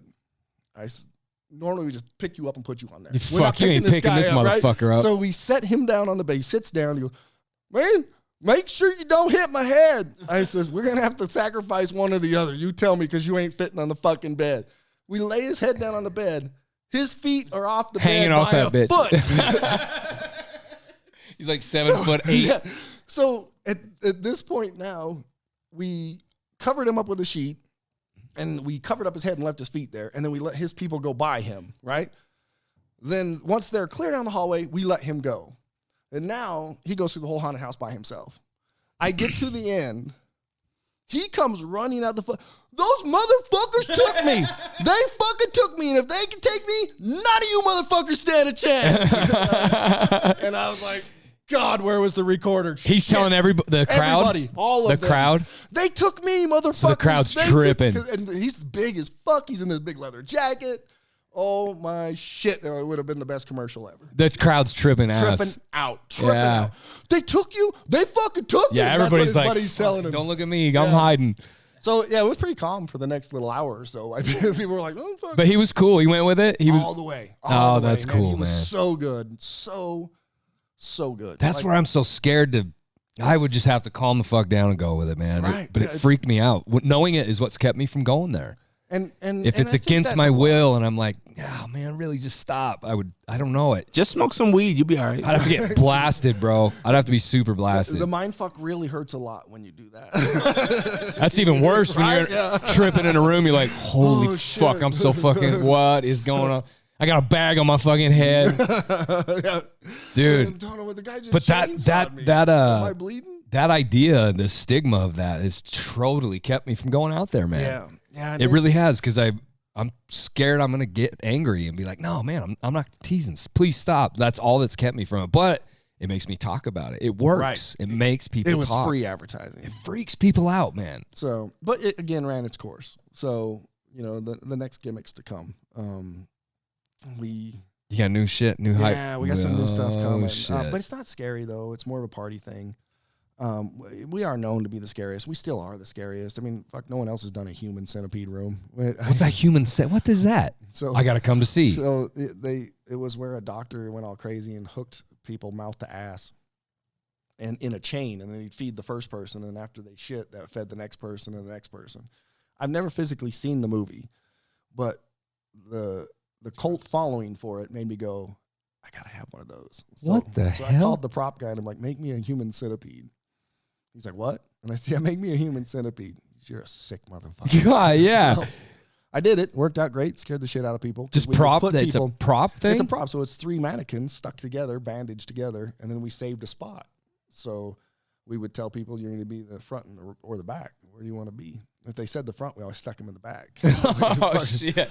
We'd take the gauze and stick his fucking mouth in that. And it just ass. freaks him out. Freaks him out. Oh, see, that's what scares. That scared the shit out of me Well, and that's what we're supposed to do. But it's working, yeah. Right? So, but that's because we want that genuine fear. Like, Yeah. really, what's going to happen if we stick your fucking head in a mannequin's ass? What's really nothing? And that's the Nothing's gonna idea happen. is I don't even know what would take and be. You start hearing all these stories. It's just, you know how it goes. When Yeah, people tell a hell yeah. story, it can't be told twice. Next thing you know, they're it's getting all of a buried in sudden the cemetery. we're talking about apples, and then now it's jalapenos. It's clear at the end of this thing. It's like, what? It's not even the same fucking thing. No. But by the time it got to me, it's I'm like, bro, I don't think I can handle I that. can't do it. Well, and that's what it was supposed to be. But that works, yeah. because you talked about it to the next guy, and the next guy's like, "Fuck you, I'm going. I'm going now." Dude, that's good. That's good So, idea. So now what's your deal with this now? Are you going to do So- the necklaces still? Where you Yeah, can- we're still going to do the necklaces. Either way. We're going to introduce some separate entrances, which we toyed with last year, to where you can be a little more. It'll be a little more aggressive. So if you want to purchase, because we do a thing we didn't do it this year. Well, we did one, but we do it as an extreme, and that is the shit that you really see on TV, where you're getting waterboarded and you're Fuck, It dude. is stupid how much people will pay to have that happen to them. They love it. Yeah, it's Because there's insane. one in somewhere out of state that is fucking There's 2 of them. intense. It's like He's shut down. He's been you shut spend down the for night and years. shit, and they do all kinds of crazy shit to you. Yeah, he's been shut down for years now. Okay. Mainly because most of his cast, they robbed him blind, and he goes on a trip, comes back, his whole place is fucking. Yeah, you got to be it's good to your weird people, shit. man. You're out on the floor with them. They love it, right? Hell yeah. So you have an extreme then. Yeah, so we started doing extreme 3-4 years ago, 5 years ago maybe. and Is it sell out every year. Is it gnarly? It's crazy. It's like should we go I do can't it? Believe Let's some do people- extreme. We had one outside that you had to climb through. It was freezing cold. You climb through the mud. We did this one thing where we lit you on fire. Holy shit, dude! Again, it's all mind fucking, right? So I have some. Even in like the military, they don't really ever do anything bad anymore. So I have some good military friends that know how to do that shit, and they're like, "We just got to make you think That's this is what's happening to you." Yes. And so I got some tricks, kind of like the full contact. That's what we were doing. We show you one thing, and then we do something else. Right. Fire is easy, right? We show you we're going to light you on fire with a torch, put a blindfold over your eyes, and then touch you with a popsicle. You don't know what happened. Feels the same. Yeah, absolutely. So you start doing that. And people just tripping. I'm out. Just weird things. You just have to know how to read a person when they come in, what's going to be their fear. Yeah. And then you do the mini tests, right? So you're like, all right, we're going to do this, and we're going to do some electric shock here. We're going to do some waterboarding here. We're going to do some freeze test here. We're going to, if you're a girl, we're going to set you up with a guy that might be a little aggressive. If you're a guy, we're going to set you up with a girl that might be a little aggressive. Those kind of things, just a test. So test every little area and find out where the person cringes the most. Or do they go in a different thing, a whole different? Yeah, it's way different. So a whole different piece of the haunted house. They let you go through the haunted house. We put a special shirt on you, and then at one point you're grabbed and gone. You're gone, and then we're going to take you into an isolated area where no one can see. So, and then we work on you, and so we put you through all the tests first and find out your weak points. How you do with cold, how you do with hot, how you do with all of these different things. And they're so scared. If you make it past that point, then we built a plan against you. So then we start to really torture your fucking dumbass. And then people love that shit. Yep. And then so you do some really good and they're like, see, you couldn't even break me. You're like, oh, that's just round one. What? That's round one. How long does it go? Like, can it be? You'll do it an hour. 4 hours. So you could be down to the whole 4 hours. Jesus Christ. I had somebody. I'd trip, man. I don't know how much I should say about that, but so we had just a little nerdy kid, right? I was thinking, oh, this guy's out. 3.5 hours in, everything we had. I didn't know what the shit we were going to do. He loved it. I didn't know what we were going to do. Finally, my doctor, the guy that does the bagging, he goes, he's like, see, you put me through everything twice. I told you I can handle everything. And my doctor looks at him and says, no, that was just round one. We were just testing you. Well, now fear. What are you doing round now two? Fear starts. Yeah, now we're going to start. He goes, no, you're not. I'm out. Fucking left. Yeah. No way. We had nothing else. We had nothing. Yeah, you just mind fucked him. Yeah, we didn't have anything else to give him. That's why he had been through twice. Damn. So, again, so it's an experience. Trick. Yeah, it's an experience. So, and you guys are so interactive with them, with who it is. Like that's got to be. That's pretty cool, man. 100%, and that's going to be the big thing now. So you will, with the different entrances, you'll be able to go through like a VIP, which is the normal line, just a faster line. Then you go through like a,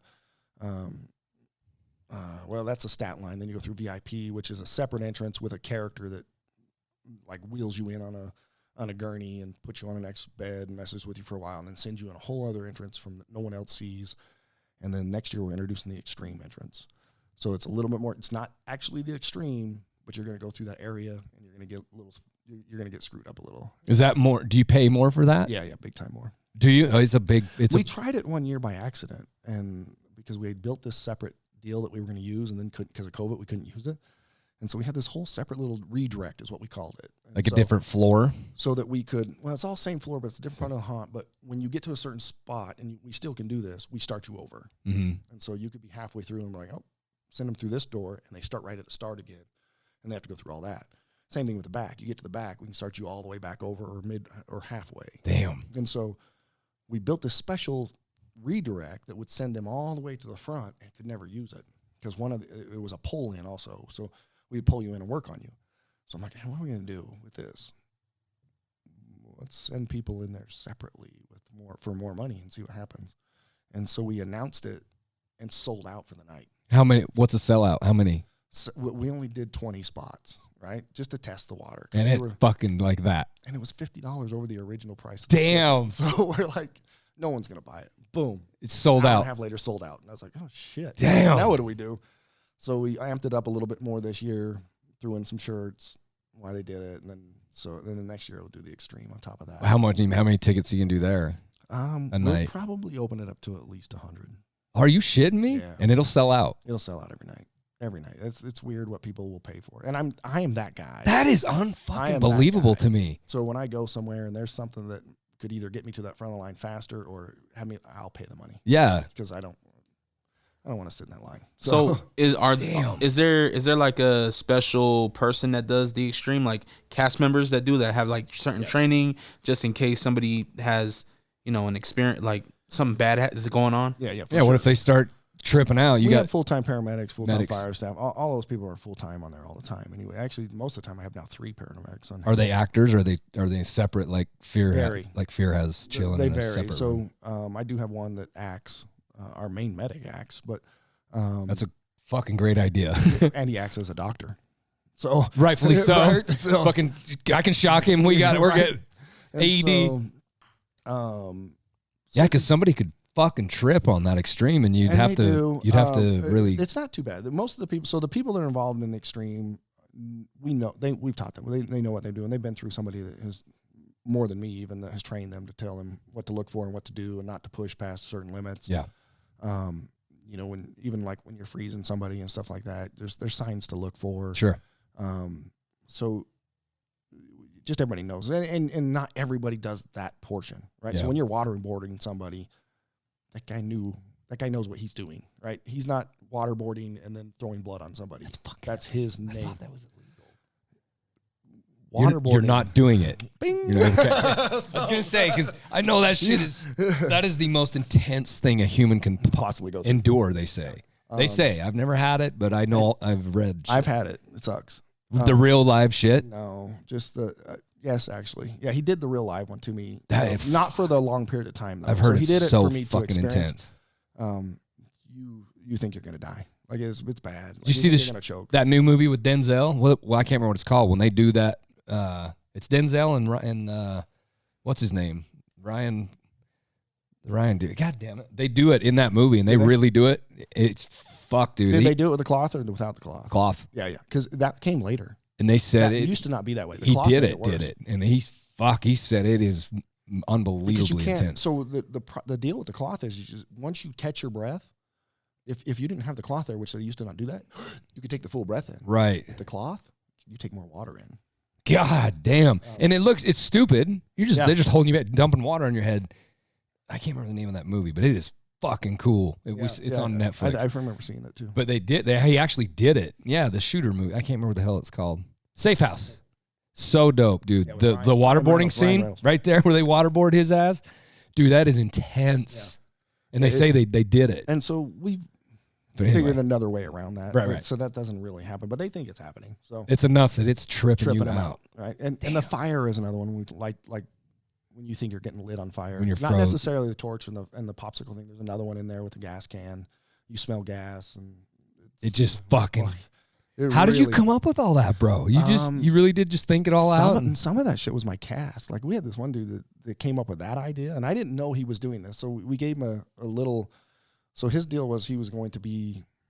I asked him if we needed training in any of these things. He said, "No, I come up my own. I'll get it approved." But really, I'm not doing anything.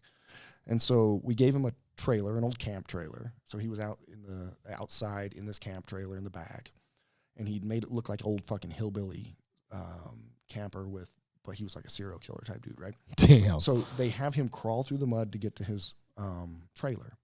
The guy pulls you, puts this, because you can strap them down this time, right? Because it's a one-on-one situation. And so he straps him into this bed, and he took this old steel gas can, and he would swash the gas around in it and let them smell it. And then he would play with the fire in front of them, and then he'd put the bag over them, and he'd crank this fucking infrared heater on them, turn it up real fucking high, and then Hit that lighter. Freaking the Well, fuck. not before he dumped all the fucking gasoline on them. So the gas that was in that can, or so they thought, he would dump on top of that. He would let them see that. So basically what would happen, they'd strap you down, they would smell the gas. He would pour the gas over the top of them, and then he would cover it up, and then he'd crank that fucking heater on and flip the lights, because they could see the flame through the blanket. Jesus Christ, dude. I don't know. This right here. This is it. Oh, it didn't show. It showed him strapping him to the chair. Anyway, Dude, it is fucking intense scene when they do it. It is, and that's how it is down in the extreme. Too. It's pretty intense. You have loud, extreme music going at all times. The doctors are dressed in black leather, like leather aprons, leather masks. God, I want to come do it, man. That's pretty creepy.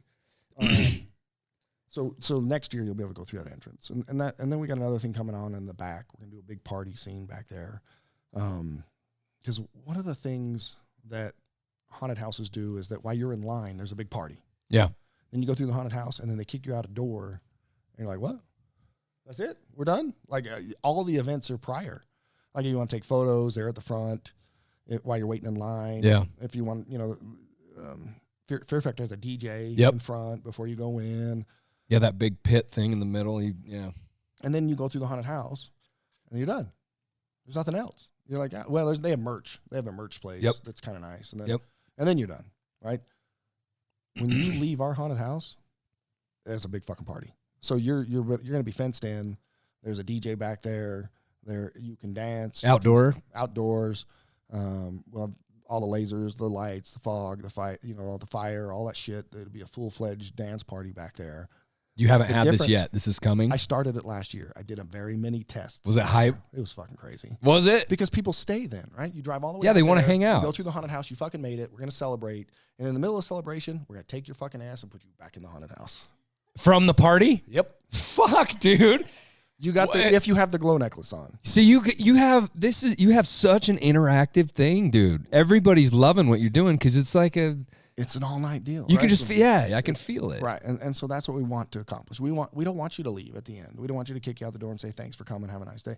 We Because when want you to come out of a fucking- fucking haunted house, you are hyped. right? Yeah, I'm fucking- tired, man. just to get into the- After You're tired?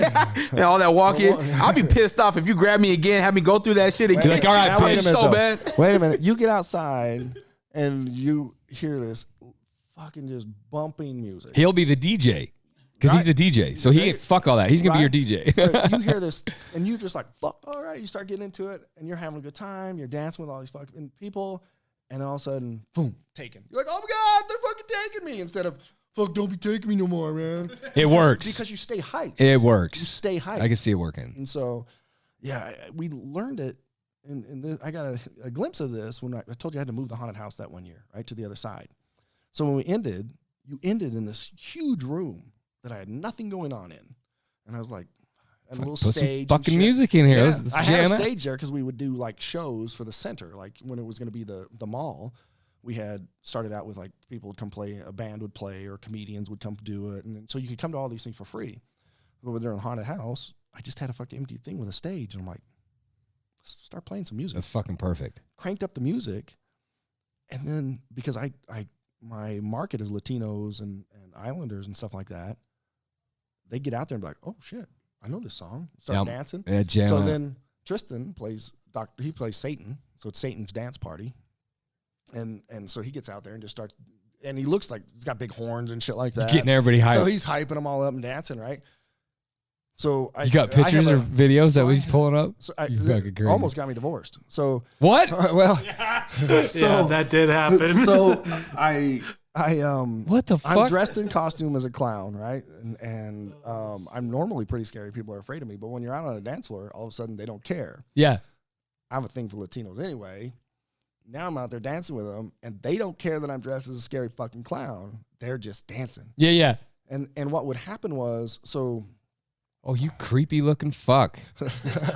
that's Tristen.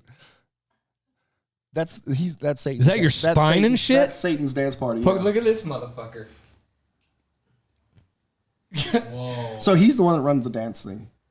And so People love it. right? They're yeah, insane. they all eat over that it, shit right? up. They love it. They absolutely just eat it. They up. want pictures. Yeah, every fucking second. And we got a mic that you talk through, and then you let them talk. And Dude, that sounds like a fucking good it's a time. good time, right? So we, what was happening was because it was price of a haunted house and then a dance club afterwards, they went home and they told their friends. Yeah, yeah. And then the next weekend they came back with some It friends. doubled And then the and next tripled. boom. So by the end of the season, probably 50 to 75 people out there dancing. And so I was like, shit, there might be something to this. Well, every time the little cute ass Latino would come. And my wife was not normally out there. Oh shit. Hey, don't tell me it was the Big Brother's Latina that you stole from Oh him. God, no! She was the finest chick. No, that chick was fine. Yeah, she was This dope. chick was pretty fine, but this not that. Oh man, that girl was. I don't know what the shit.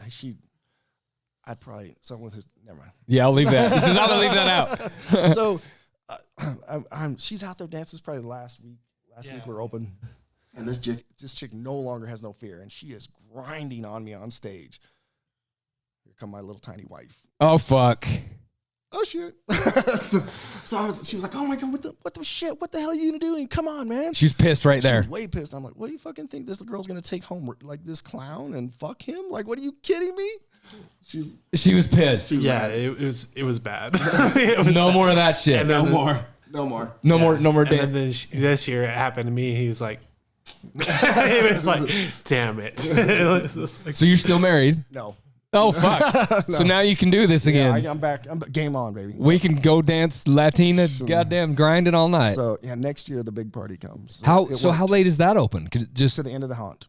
till you midnight or- So what was happening is they would come early, right? They'd go through like first hour. yeah, because you And want to then- go fucking party. Yep. Then they dance all night.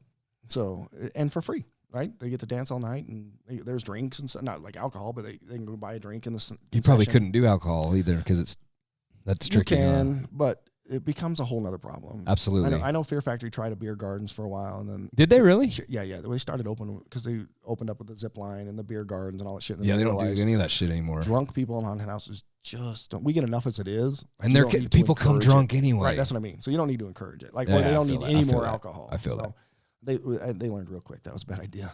But you got vendor like they can grab snacks and drinks and take pictures and do all that stuff at the That's end cool, instead man. of at the start now. So and it's outdoors. outdoors. That's No, all so in the emergency parking lot this year, I'd taken because I was gonna buy the big huge Connex boxes Mhm. and lace all the way around it, and then put a DJ booth on the top. Yeah, dude. And Kind of like Fear. How that's what they have stacked around the outside think? of their shit. I don't know. Stack Oh 'em yeah, up. on the outside. Yeah. To block it off. big yeah, Connexes. Yeah, I guess it'd be kind of like Yeah. that. And then our top one would be the DJ booth. That's fucking cool. And then Connex boxes went fucking right out the roof. They were Oh, so they're expensive. they're fucking. Yeah, spendy. they went from 3,000 to 6,000 to 7,500, and I was like, oh, shit. Really? Yeah.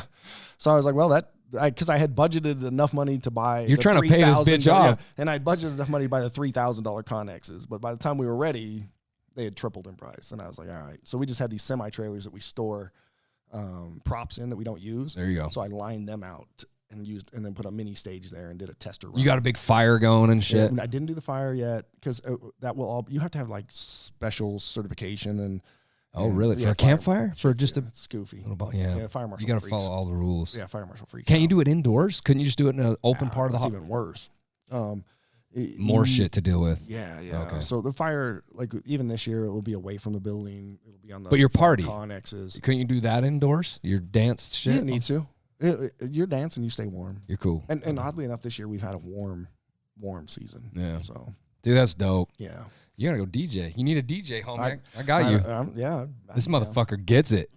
He works at. Well, you can tell him. You tell him all about what you're up to. He works at U92. You know that he's a DJ. I knew it. He's a live DJ for U92. Monday through Friday, 3 to That's what 7. they were not. I didn't advertise at all this year because I was trying to pay off everything. But U92 is one of my big hits. That's where he Because works, man. That's where my people. When I talk about the Latino and the market, U92 is them. That's who I hit every year. Like I spent a good chunk of my money in advertising every year with U92. With U92. Because the return on my dollar per station is better with U92 than anybody else. I think Fear Factory did it too, didn't they? Did they use you guys too? Yeah, that's how I met Spence. Yeah. And that's kind of why I had to go do the haunted house. It wasn't like I was like, yo, let's just go to the haunted house. They made me. That's part of it. Yeah, This is part of the it deal. was dope because I got to meet Spence and He's such a he's good fucker, dude. good dude. Got to try his Mountain High chai, which is dope. Yeah. Yeah, shout out Mountain High. That shit's dope. Yeah, But yeah, I could definitely see why. I mean, it's our demographic. Like, yeah. And we had a couple people come out from there. A chick, there was a girl in the morning, and her sidekick came out a couple of years ago, 2 years in a row from U92. I can't remember her name. Who was doing the morning? So I mean, the ladies. It was Nikki. She was Nikki. Nikki. Yeah. Yeah, it was Nikki. She DJ'd for you? No. They would come out and we would do some spots, and then they bring because it got too weird. Like, so for a while, I wouldn't even pay to have that, because it didn't really do anything. We didn't see any increase when a DJ came out. Like, that was the big thing back in my day. Oh yeah, if dude. a DJ came That's to a fucking to crowd. an event, Yeah, they're bringing people. that's hype. That shit don't happen no more. Like, Really? It doesn't happen. Nope, I don't see it. Because he does a bar named Sue too. And he do that. That was fucking places jumping, man. Yeah, I mean it's a little different, right? Because with it's a haunted house, right? Like for a bar, you're already there, you're drunk, And people are drinking. like, There you go. yeah. Right. So it's a little different. And that's what we're I see that. creating. We're going to create that atmosphere in the back, and so it'll be different then. But it didn't really. What used to, DJs back in my day were rock stars. Fucking right. That was like you wanted that job. Yeah, man. Now it just sucks. Like, it's a corporate gig that same thing with TV anchors and shit. Look at Buddha, that motherfucker. They worked his ass to the grave almost. Yeah. Right? So who was another big supporter of ours for a long time, but they put this kibosh to it. They're like, listen, he talks about all these free things and things like that, and then he was doing everything he could, but eventually they're like, you don't advertise, we're not gonna do anything. That's not what that was. You guys have a community spot, man. Damn. You're supposed to be coming. So, but So you just play music. You just got some shit playing. yeah, we just put our own little soundtrack together, which Yeah. is not probably legal, but because if you're gonna make money, if you're gonna use it to make money, which we weren't at that point, the Yeah, money was it's- made off the it's- haunted house. yeah, it's so at the end of it. so it's kind of a little loophole area, right? Yeah. So I just put a playlist together, and then so we have this a friend of mine built this huge light show for us, and then so music ties into the light show and the laser, and then it pauses and puts a marquee up with our name, and then that's when the dance music would come on, and then we had just a sample of it, and then when the dance party started, it was a playlist on my iPhone. So I just go plug the iPhone into the machine, and then we would rifle through the songs. At the end of the songs, we knew what was coming towards the end, and that's how the party would end. But it works out, man. Worked out really good. I think that's cool. But it's not as cool as having a DJ booth like up high. Yeah. The doors open. There's the DJ with all the he's got all the controls and shit like that. Yeah, man. When you're talking about like your stage and your layout, I don't know why I keep thinking of Barbary Coast. Have you ever been to Barbary Coast? No. So Barbary Coast is a bar off of 4500 in State, and they have this big ass trailer, right? You know, the shit that they put your equipment and shit in. Yeah. They cut a rectangle in the middle of it, and they made it to where it flips Folds open. up. Yeah. Yeah, that'll be so. It'll be kind of like that, but you'll be on two Connex boxes. So it's two Connexes, so they're 8 feet apiece. So it'll be right? high. So 16, and then the DJ booth goes across it. So you can drive underneath it, because we have to, for fire again, I have to have clearance for the fire truck to get underneath it. And so the only way to do that is to put it high enough up that the truck can drive underneath it, and then we'll put the metal gates. But you are correct. So between the two, where the two corners meet, we'll have another diagonal one on top of those two, and then the doors will open. And You'll be sitting on top of that. Yeah, so you'll be looking down onto the crowd. That's dope. That's dope as hell. So, and then all the lights and speakers and all that shit will be mounted in the boxes at different levels, so that you'll have. Don't look for a bass- DJ. You got one. Yeah. So when like right now, you guys are done, right? You guys been done since the beginning of November? Yeah. So what have you guys been doing since then? Anything Fucking resting. pressing? Can you keep that dance thing like as like a little club thing going? Could you do something like that? Or We is it- can, because of the building itself is zoned to be an entertainment venue. There you go. And so I can do things, but I still have to comply to ordinances, noise ordinances and sound ordinances. All of those things still come into play. So yeah, I could still have a dance party there. I could still, and I've thought about that. And we do some ghost hunts in the off season and things like that as well. So that we do some things that go along the way. But honestly, the market, the mall on the other side keeps me fairly busy. Between making sure all the renters are good, everything's going, and planning activities for that to keep it going. And this is all you do is this place. No, God, no. I have a full-time job too. What the fuck do you do full-time job? I just swapped. So I used to run the fleet at Ken Garford. So if you had fleet trucks and things like that, you bring them to me and I'd get them You have a repaired for you. So and I had a very big clientele, and I worked 12 hours a day, and then I really didn't have time off at night. Right to October, and you're like, I'm out. And the fleet business kept me even past the 12 hours, because it was like, oh, what, that's all you'd worry about when you left. Oh, what yeah. happened, what didn't happen, all these things, and you get clients calling you and things like that. But I recently switched jobs, and I'm working for the government now, and it is just different. So nice. It works out for what no you shit. are doing. Literally, like I get home from work now and I'm not stressed. I'm not freaking out about it because you just leave. You're done. 5 o'clock. That's it. There's nothing else to think about because it will happen. Tomorrow will come and you will get it done. They have the understanding that you're clocked out. Yep. You're going home now. Yeah. Sorry. Have a nice day. And it's I get home and I'm like, fuck, this is what having time for you feels like. It's really weird to me. So your haunted house, you don't have to work on it year round. You're not out there. We'll start probably after March, really. So there's a big Working. haunted house convention. I don't know if Spence talked about that. So every March there's the largest convention for haunted houses there is, and that's you go there and you see all the new product that's out, all the new costumes are out, Just all for the new you, makeup. you people. Yeah, you actually have to own a haunted attraction to go. Nope. Where's it at? It's in St. Louis. Damn, that'd be dope. It's sick. Fuck, I would love that. And it's a good time. I love St. Louis. There's a lot of blues there. I'm a big blues person. Dude. And so they have a blues bar right across the street. And then they've got a really good one down further that no one ever goes to. And that's the one I like to go to. But the city is sick. Like all the buildings, it looks like fucking Gotham, right? So all the buildings are old. Old. The city museum down there is cool. It's like it's a museum, but it's for adults. But like you crawl through. Like they have a big school bus suspended 20 stories in the air. And it hangs off the building. So, like, when you're in the front of the school bus and you look down, there's, like, fucking 20 stories of floor. Dude, I just seen this attraction. It's a building in Chicago, and you stand next to the glass, and it leans out. Leans out forward. Fuck you, Dude, huh? I just seen this shit. Like you're falling? There is a bunch of that in St. Louis, at the city museum. St. Louis dope. Yeah, so How many people end up going to that? Oh, tons. Just tons. So you can go too, even though... Yeah, so I can take my cast because they're okay. So I will sign all them up. So if you want to go, I'll put you down as a cast member. Sign up 49. Fuck, I would be all about it, bro. And you can get in. So, like, he's gone. I've taken some of my older, because you have to be 18 or older. So I take some of the older cast when they want to go, or we even give it away as a prize. Like, all right, we're going to pay for you to go. Yeah, that'd be hype, dude. Last year we did a big B&B, rented out a whole house, and everybody stayed at the house, and then we just, how did we get over there? Did we drive? So fucking long dude, drive. it was bad for me because St. Louis drive. I had my daughter graduate right in the middle of the convention, so we drive out there because we have a shit ton of people with us, and you can drive now. Now you have drive. Right now the car. Right? So we drive out there. We stay at the B&B. We were there for 2 days, I think, and then I had to fly out the next day for the graduation, and then fly back for the convention. God damn. It was a mess in the middle of COVID just to see her graduate, but I would have missed it for the world. Is this that fucking thing that they lean out against? Oh.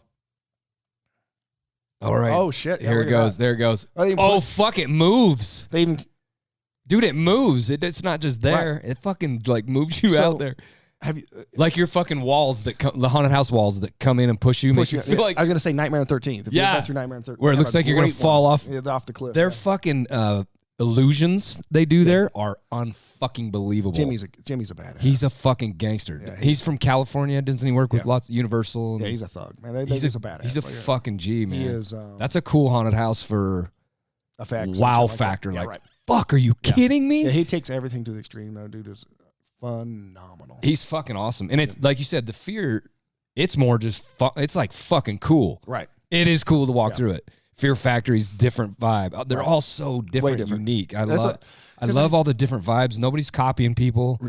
Everybody's doing their thing. And and I tell that because Nightmare's all fucking video and animatronic and there's no people. It's just fucking intense. And I, after owning one for a while, I get the allure.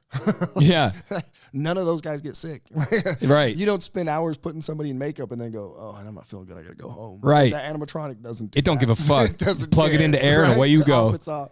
So I understand some of that, but again, that's not scary. But the human thing is the scary part. Factor. Yeah. That is the scary part. And the ambience, right? You know, that's what. So I look at our place and I don't have these $1 million sets.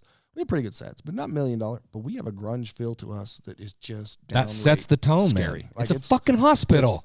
It's the you're going to a hospital. It's the Blair Witch, the Saw, all of these old grungy movies. Yeah, just were scary as shit. That's who we are. God, I gotta go, and I can't get away from that. I love that. So, well, I can't wait to watch this. Just really, you get on top. I'm so excited. It's to see coming. that. Like, so I talked a little bit about this. We're filming a good buddy of mine, JD Allen. Is this So it? it's Algea, the god of pain. And so the premise is that so people that are real bad, they've done bad things. They don't get to go to hell.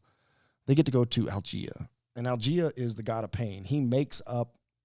So you basically go see him, and he says, "All right, you need to come up with some kind of torture that I'm happy with, and if you don't, I'm going to keep torturing you until you do." And so he does his tortures and comes up. Here it goes. Is this it? Yeah, this is it right here. No, what the fuck is this? It's another ad. This is a different one. This is Algea. This is just the first trailer that's on IMDb. Yeah, that's that guy that was in the other one that you showed me. I don't know how much of this one takes place at our place, but a good portion of it. So that dude right there was he did bad things to kids, and then the kids come back and get him. This is a movie? This is a movie that's coming out. My buddy, that's our place right there. That they filmed in your facility? Yeah, a good portion of it. Most of it was filmed at our place. That was all filmed at our place. Oh, fuck. Sometimes death is better. Oh, shit. That's in your place for sure. Yeah. All of that. Is it? Have you seen it? Every step. Is it fucking cool? It's going to be so. And you know, I love this. So it looks the fucking intense. Guy that's on the break, he's been busting his ass his whole life. Yeah. And he's got his break. This is this guy's break. This is going to be big. That's Algea. Damn, dude. So this is going to be. When does this come out? 2020. Yeah, he's got about 6 more days of shooting, and then they're going to production and editing and they did most of it at your place. At our place, yeah. He's a buddy of mine, and we met him through a mutual friend. And from here? Is he from Utah? Yeah. Fuck yeah, man. Well, he's originally from California. He used to play for BYU. Oh, no shit. Yeah, and I tattooed a kid on that BYU. Really interesting dude. Matt Foley. I tattooed him. Yeah, his energy and hype is just phenomenal. So he's made this movie, like fairly low budget. This has been his deal for a long time. He's done a lot of other shows for people, volunteer time. That looks pretty gnarly, like dude. It's scary as fuck. The show's just dope. It's gonna be good, man. It's gonna be. Good. It looks cool. It's gonna be so good, and then they're gonna work on one that I put together for me. Yeah, the one you showed me on your phone. No, that's it. That's still Algea. Oh, okay. So the one that I had is a movie based off of life events. So with the paranormal, with my true life, and it's going to be kind of like a Sixth Sense, but there's some serious horror parts in the middle of it. You've made it already? The script's written. We're in production. I met with the lady. Nice. So JD was going to do it all for me, and then out of the blue, this lady that's been working with me, she went cold for a while. She calls me up and says, "Hey, I'm ready. I know the haunted house is done. I've got somebody buying in. They got $100,000 they're going to put down. And I got another guy coming out from California that I told the story to. He wants $100,000 in. So you guys will be in three. It'll split 3 ways. And Damn. I own the rights to everything. And it's based off the book that was written about our place. So my ex-wife and a friend of ours, Richard Stepp, wrote a book about some of the paranormal things. The Haunting of Asylum 49. That's what the movie's going to be called, Haunting of Asylum 49. Damn. So when can we expect that? Oh, don't even know yet. I don't know yet. Yeah, it's a couple of years probably. I'm hoping not that long. I'm hoping within a year. Okay. Honestly, because the best thing is that the shots that need to be done at our place will have to be done before the season. Yep. And so they are in a frantic search to get everything done. Yeah. Like I said, they came out with the first investors last Tuesday. The guy from California is coming out next week. You got it all wrote out. Everything's ready. But for instance, like that movie there, Algea, is probably going to be made for less than what my first investor is putting out. Damn. And so that looks when you're talking about that, yeah, and he's good. Oh man, it looks good. And it was cool because like they used some of our monsters from the haunted house. They used a few ideas that I gave them to finish off some of the storylines. That's cool. Because in the haunted house industry, we always build something to be exactly, especially in my instance. I'm pretty sure. I know the guys like are at 13 and stuff. Those guys they build something. It's all written out. It's on paper. Their drawings match what they wrote, what they built. And yeah, it's perfect. I don't have that luck. So everything I build is in my head, and then I have to put it down on a piece of wood, and I start cutting shit out. Yeah, that didn't work. Chuck it. Start doing another one until we get it right, and then I duplicate it. Right, and it'll happen the same way with maybe this actor that's going to be in this room. This is going to be his line, but then we get in there and it doesn't fit. Right. So we improvise, and I start putting in a different line, a different whole. There's been times where I've opened up for a week and went, okay, that room didn't work. Tear the room down, redo the whole room, start with something new. Yeah. And then the next week we open up with a complete different room. Well, people know that keep coming too. Yeah, I'm sure your people come there and they see the changing and shit. That's Big cool. time. Because it has to work. It has to be, or I'm gonna dump it. I don't want it to be. I loved all them changes, dude. Yeah, it has to be. Has to flow. It has to be scary. It has to flow with the rest of the house. And if it didn't, okay, Yeah. we'll move on. So that's always been how we work. And so they would get stuck doing the movie. They'd be like, oh, this. I'm like, why don't we do this? Like, so recently, the last thing that they filmed was that guy, the long hair.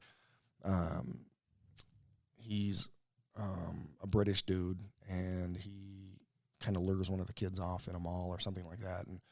And we do have kind of a little bit of a mall, but they didn't really have it all tied together. And I said, I got a room down at the end.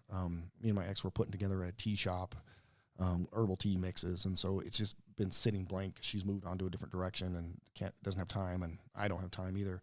But everything is kind of just sat dormant, and it's just all brand new inside there. And I said, what about this little tea shop? It's ready. And I said, it's ready to go. And he goes, can we look at it? And I opened up the door, and he goes, oh my God. This is it. This is it. This is, the guy's British. This would make sense that he owns the tea shop. And I'm like, yeah, and this, he could lure the girl in with some shiny little teapots or something. And then he goes and shuts the door and, says, hey, so he's got this video of me working this whole scene out. And then he shoots it the following week. It's identical. So I was sitting there watching it. So this will be part of your thing. No, this is all his still, but okay. It was just a reference of how quickly something like that can be thrown together. Like, that's what I do. And so he was kind of stuck, and I threw together the whole last scene of the movie for him, and it worked out. And I had role played it all for him so he could see what it was going to look like. And then while we were sitting there watching the actor redo it, I was like, that's pretty good. And he pulls up my video. I didn't know he was filming me when I was doing that. He was filming me. And he's like, does this look familiar?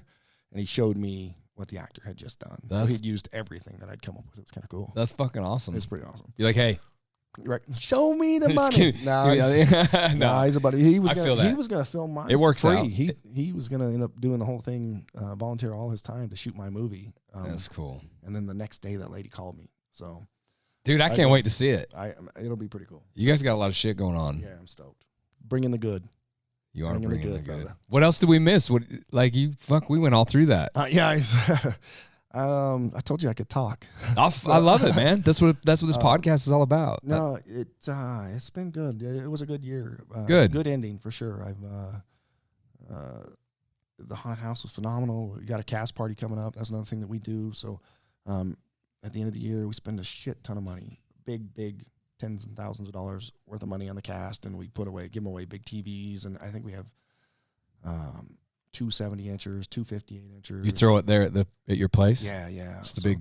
So anybody gets 100% gets all this extra money. They get plaques, they get rewards, they get put in for different drawings. And who's the best that and best this? There's a kid. You got people wanting to be part of that. There was a kid last year left $5,000. Richard. Jesus. Yeah. Yep. He got all his cast prizes for being best actor, best top room, and then he started winning all the extra money. That's cool. He left a shit ton of money. Is it all just one floor? Because how many floors are there? The hospital does have 2 floors. Oh, okay. We only use the bottom for the extreme. The main floor is the haunted house. Gotcha. But if you ask people, we have 13. So there's 13 floors, and if you make it all the way to the top, you get your money back. That's the rumor. Because the patients put it on. And I'm like, I made it.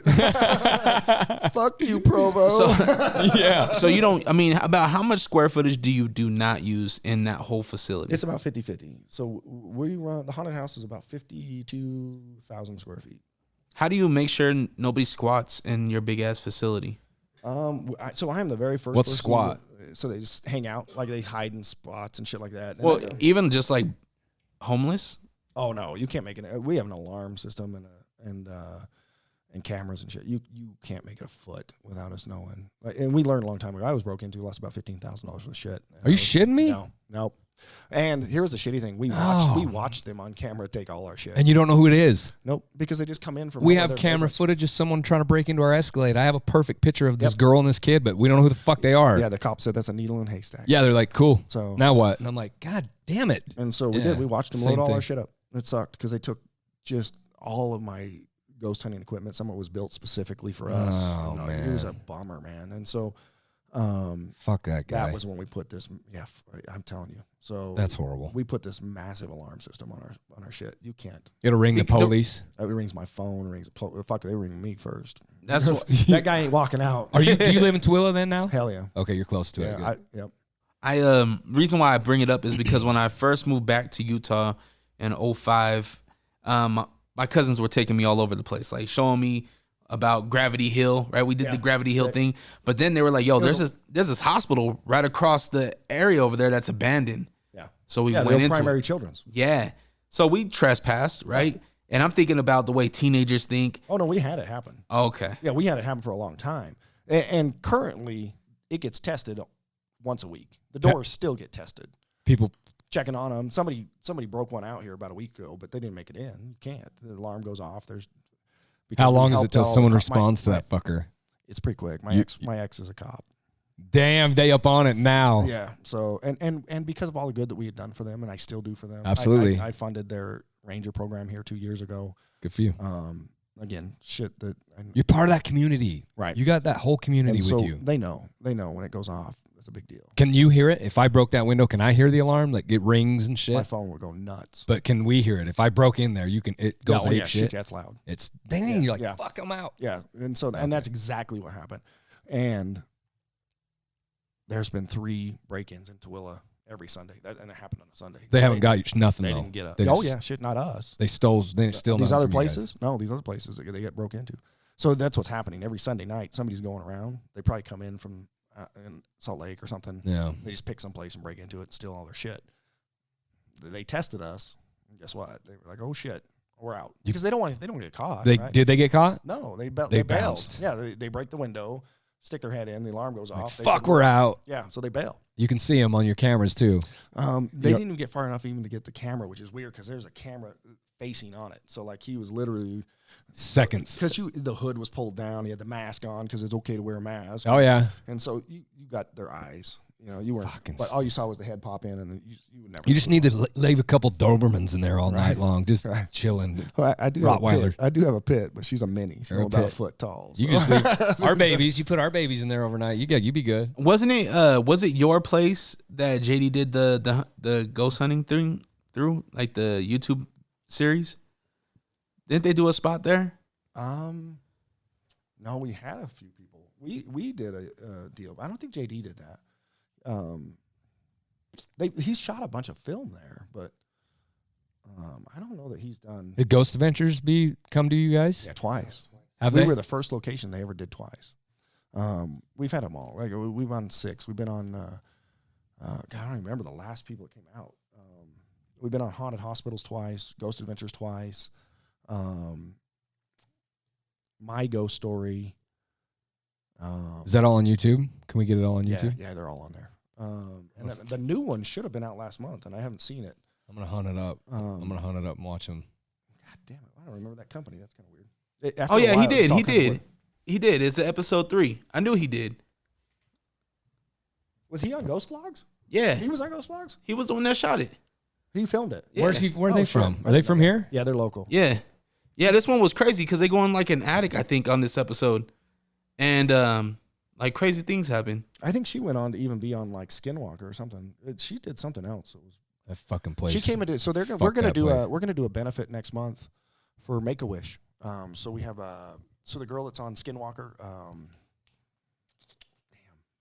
I don't know their names. I don't either. I've but seen a so couple she's of them. local here. She lives out in Provo. She's a badass too. She makes some cool ass skulls and shit. Like Resin shit. yeah.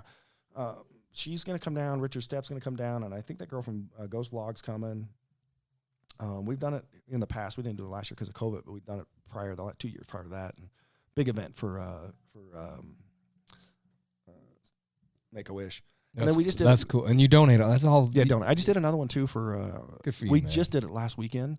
They ended up raising almost $4,200 for Hands of an Angel or something like that. Oh, there's a shot of it right there. That's only the haunted that's a house drone. That's a haunted house side. Oh, there's the other. Dude, look at that. You got to hold. So yeah. you're missing. They only got half of the fucking. Right. Yeah. What's the smoke coming out of it? Is there a That's fucking the steam.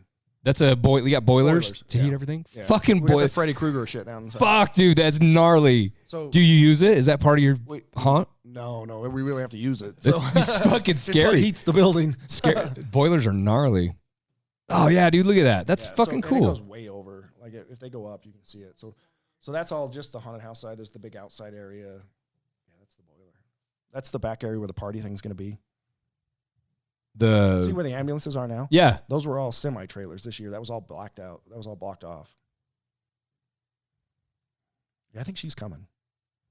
I didn't know JD thought that. That's weird. I wonder where I was. Watch Kim be in the video. Right? Yeah, you're in it. And no, that's my ex right there. That's my ex. So that's why I was. That's why I didn't know. I wasn't there. She did that. Yeah. She. Upside down. What the fuck? She's a cop now, so she can't be associated. Really? Yeah. That's part of the divorce. Tooele, she works for Tooele. Yeah, she Tooele PD, which our buddy got her that job, that detective. That's cool. Yeah, that was my 5-year mark. She chose career instead of husband. Damn. Which is okay. I get it. Now you can. She wanted some respect. Yeah. So I'm not going to stop her from that. I can't. I'm not going to do that. How long were you married? 7-8 years. Gotcha. Maybe longer. How many? I don't know. I'm terrible with dates. How many times have you been married? Twice. Just 2 times. 2 times. First one. Are you Crazy. can do it again? No. Maybe. What's I met a new girl. She's pretty good, man. And like I said, my ex kind of made me who I was to get to with this girl. And good. And she's good to me. She's real fucking good to me. Like, she take care of me good. You guys are homies. Yeah, she takes care of me. That's dope. And she's all up in your shit right here, and you didn't even know it. Right? Yeah. She got it. But there ain't nothing. I have a shit ton of respect. I still love that woman together. The girl that I'm with knows that you're homies. I'm not gonna. It's not gonna be bad. But that, again, mutual respect for the girl that I'm with, right? Yeah. Because if I can treat her like that, she knows. Did you guys have kids? No kids. No kids. She had kids and I had kids, but we had no kids. We were like the fucking Brady Bunch, the scary haunted house Brady Bunch. How many kids do you have? I got 3. She had 2. So you have 3 total. Yeah, I got 3. My oldest girl was a nurse at the U. Oh hell yeah. My middle is an anthropologist. She's out. She just moved to Washington, which is oddly enough not. Even though she's an anthropologist, she's not digging out there. She's going to another bone school out there who's like the best in the world. So she moved out there to stay there a year so she could get a discount on college to have this specific teacher teach. The kids are going. They're doing their shit. And then there's my boy. So. He's right. Yeah, look at that. Yeah. What do you do there? Yeah. Good luck. Right. Fuck, I hope he finally wakes up. How old are we? We're talking. She's 22, 21, 22. And then they go to. How old's your daughter? My daughter's 32, 38. Cool, man. You got grandkids? Dude, and they're my favorite. You do have grandkids? Yeah, I got one little girl, one little boy, and the little girl owns me. Fucking owns me. Guarantee it. We're going to be grandparents in like a couple weeks. Nothing better, especially if it's a girl. Especially. It is a girl. Oh, you're fucked. We're so excited. I'm tripping. This is how much. So my little granddaughter likes Nightmare Before Christmas. I can stock her whole house, but she's not old enough to get everything yet. So I have enough stuff to completely decorate her house in Nightmare on Christmas. But is she in Washington? No, that one's here. That one's here. Yeah, okay. That one's here. So the granddaughter's here. So like she's like, Grandpa, I'd be completely exhausted. Grandpa, let's go play. All right then. She's got you fucking She knows me. She got you. I don't care. I will just go to the end. And that was another deal with my new girl. I was like, listen, she's my world. So don't you ever leave this. You stay here. This is where it's gonna be. If she calls, we're gonna do it. And, does she like does she go through your place? She does. She's not. When she was younger, she was all about it. Now that she's getting a little older, she's like, how old is she? No, she's 7. 7 and 8. Cool. It's 8. Just turned 8. And so, but I also do some Christmas stuff. So like we're doing. This is the first year we haven't done Nightmare Before Christmas. Normally we take the center and decorate Night Before Christmas, and you walk through the whole Christmas, the whole movie. That's cool. But I just when does that open? I didn't. I'm not doing it this year. Okay. This is the very first year in 5 years I haven't done it. Why not?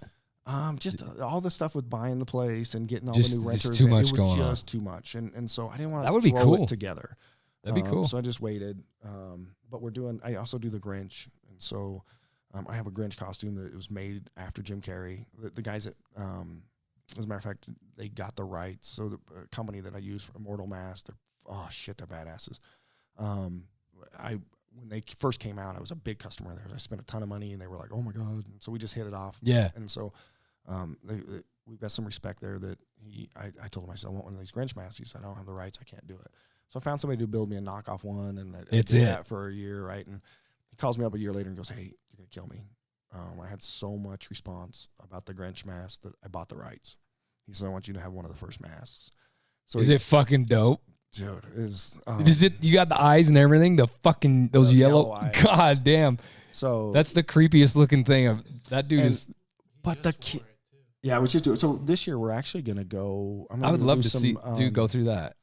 I'm gonna do some old folks' homes. So I love dealing with old folks, and I decided that I'm gonna go to them and dressed as the Grinch because. Make them happy. Yeah. Most old people are fucking ornery because they're sitting in a goddamn nursing home. Yeah, they're dying. They're dying. Yeah, they're waiting to die. Miserable. So when you have somebody that matches, because the Grinch, I don't play the Grinch like, "Oh, come here, little children." I'm like, "I'm gonna fucking eat your child. Don't come near me." and still, the kids love it. Yeah. Like I've done a couple private parties for friends, and I'm like, "Listen, I'm not kid friendly. No, this is adults only." So I swear, and right. So yeah. I told Grandma she was a whore the last one. And she thought it was the funniest shit ever. Right. I walk in, they gave me this little fake tree. No one knew about it but me and the guy that set it up. They set this beautiful little tree up for me to destroy. You come in and knock it the fuck over. Yeah, I threw it right the fuck out the door. I fucking beat it up on the ground, chucked it out the goddamn door, and said, "Now let's party." And so get rid of this Christmas shit.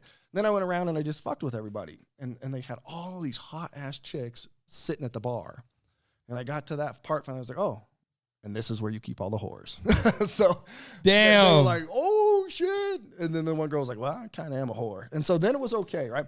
So then a little bit before I go in, and then Grandma was sitting in the middle of the hall, in the middle of the room on the chairs, and I walked over. I said, "Grandma, do you remember when you used to sit at that table?" Oh my god! She goes, "It really wasn't that long ago." You should have filmed all this, dude. I think he has a few of them. Do you have a picture of that costume? Yeah, I was trying to pull up my favorites, but I don't know where the shit they are. Oh, I gotta see that shit. That's cool. This is the mask. No, really, where's my favorites? There they are. Okay. That's the mask. Holy shit, dude. Oh, wow. That's it. That's the front. That's the side. That's the Grinch. Right? That's dope. This was one that I did last year. Oh. Our fucking car is so loud. So you'll see him go in. I go in, and a buddy of mine was playing Santa, and he was like, "I'm dying, man. I need some help." So I ran to costumes and changed into the Grinch, and then I snuck in, wrapped him up, and yanked him off the stage so that he could get a break, and I'd help with the kids. And, dude, and literally, like, that's cool. Kids, when I'm sitting at this chair, kids love me all day long. Oh, yeah. But when I'm out and about with the costume, kids, they cry. So you'll see. Do you talk all fucking weird and shit? Yeah, you got it. The Jim Carrey Grinch. That's the standard. And oddly enough, I can't do it unless I'm in costume. Oh yeah, Same thing with like my characters. Like when I play the characters at the haunted house. You're perfect. You're doing everything. You're doing all the motions. Yeah. That's fucking cool. I have different voices for all the characters I play at the haunted house, and I cannot do them unless I'm in costume. Yeah. I have a doctor. I talk. It's called. Oh yeah, see, there's one little kid's hugging me and shit like that. He came up on stage, ran up there, and was like, "Oh my god, dude, that's fucking cool." You look just like him. You're doing all the motions and everything. Let's see. You got the long fingers and shit. That's cool. But yeah, so I did play in the Grinch, and I did it. My granddaughter comes to the market on Saturday, and my daughter calls me and says, "Is the Grinch going to be there?" I said, "He can." Gracie wants to see the Grinch. Gracie's my granddaughter. I said, "Good, give me 10 minutes." I'll be in costume right now. So I come out, and then she was too shy, but weird because she's never that way. But that's cool, man. So what? Do you have your pit bull with the little horn on it, or what? Yeah. She's Max. No, her name's Nova, but that's the name of the dog, ain't it? In the movie, is Max. Yeah, that's a fucking cool movie. You have the space. Why not just build a set and become that another source of income? Because that's like one Nightmare Before Christmas. Yeah, Nightmare Before Christmas, the Grinch. We did all that, but the space now is not available. Gotcha. I mean, I have a full cafe where that space was. You can't do it in your building no more? Yeah, I don't have the place. So I thought you had half of it you're not even using, though. No, that's the mall. So you're using 100% of that. Yeah. So the haunted house is over and it's all set up. So I would have to rip. You'd have to. all Yeah. that Fuck out. that. Yeah, no way. No. And it would be like you taking this down. No. Just to do this, right? No. Not happening. I do a lot to do just this, but Right. I don't tear it down. But. And so I used to do it on the center side. We call it the marketplace, because there was that big open area I was telling you that was the dance thing. Yeah. That used to all be free, but we have a cafe that's in there that got so damn big we had to use all of that for seating now. So in the big Seating area, for what? for people to come eat. It's a cafe. You have a cafe in there Yeah. They serve some badass food. for the haunted house. You can go in and Not eat the haunted house, for the mall. for the You're mall. You're getting two backwards. I gotta see this. Yeah, fucking so the thing. one side is I the gotta haunted go house, see it. one side is the mini mall. And the mini mall is where we used to do all those events. We would do Nightmare Before Christmas, and we would do the Grand. So is that mini mall open year round? Yeah, they're open right now. Well, they're probably closed because it's late, but they're open all the time. Fucking A. Yeah, Saturday, you come out on a Saturday, and shit, there's a thrift store in there. There's Hey, we gotta go check it there's out. the cafe. They're moving out. They got so goddamn big, I can't support them anymore, which is the deal, right? So what we do is we get small. You want to start a business, but you can't afford it. This is the place to go. Yeah, I'm Because gonna we hype have you cheap and rent, get you right? out of here. Yeah. And you're part of a bigger thing that Yeah. everybody's hyping up. So there's a draw there. And then you get so big that you move out. Yes. That's the plan. Succeed. Well, the cafe's got to that point. She's massive. She started out. So she's got her own thing going. It's and huge. Good for her. So man. she's tripling her space. See, look at you doing this. You're doing people. And we already up. have somebody else coming in there. That's cool. A new cafe is signed up. I don't know what their menu is going to be. Or They're gonna anything do like the that. same thing. Yeah. They're gonna get hype. And they're And good move for you, on. man. And so, yeah, you come down on a Saturday. There, like I said, there's a thrift store, the tattoo guy, there's the hair salon, there's just a ton of like little weird jewelry shops. I gotta There's a come couple see holistic this. shops in there. There's And it's part of the hospital. part of the hospital I gotta go. on the backside. You don't see it on the video. I gotta go fucking see this thing. Yeah, and if you've played, so if you're gonna like for the Algea, play the other one. If you're gonna play that for the audience, like they need to see that one. That one has a couple Can of our we? characters. I don't even know if we can. I'll give you permission. Oh, it's yours. I'm a yeah. producer, Yeah, it's yours. so he'll let me do it. So yeah, you can play it all day long. He'll be all That one you showed me on your phone. Yeah, Yeah, that one's cool. yeah. They've got some of the later characters in there. Some of the characters that they used from the haunted house are in the movie. The big guy with the smile. Yeah, he looks fucking like he's nuts. No. That's who he becomes. That's who tears him up. So the God, you got a lot of shit going on over there. there he is right here. Yeah. Are you there all the time? Yeah. Oh, good God. Look at this motherfucker.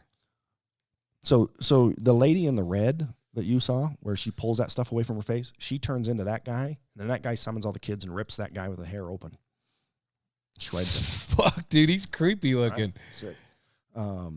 You guys do all your own everything, too. Yeah. That All the makeup, all the costumes, all that shit. yeah, that was them. That chick. So he. Oh, yeah. What's her? She turns, you called her She something. turns into Smiles. So she's the big mouth. She got red eyes and shit. Yeah. So when she leans forward, so you Look at this see her. creepy shit. So when you see her, she kind of leans forward, and then she turns into that other one I just showed you with the face, and then they just shred that guy with the long hair. Damn. Yeah, it's gonna be big, man. It's gonna be real. Yeah, big. I'm on my so way. excited for I'm it. on my way. We're gonna go next. As long as I don't get grabbed and fuck, you will grab me. I know you will. Right now, If you see me, you're gonna fucking you're grab like, me. Hey, Kim, I'm coming. Be like, "There's Fuck, Junior. all right. Get that fucker." Nah, we'll be good. Like I said, we'll. I would love to just go through it. Like Spence took me, We just had and we went through all the Post- back Post came scenes through. and shit. It was great.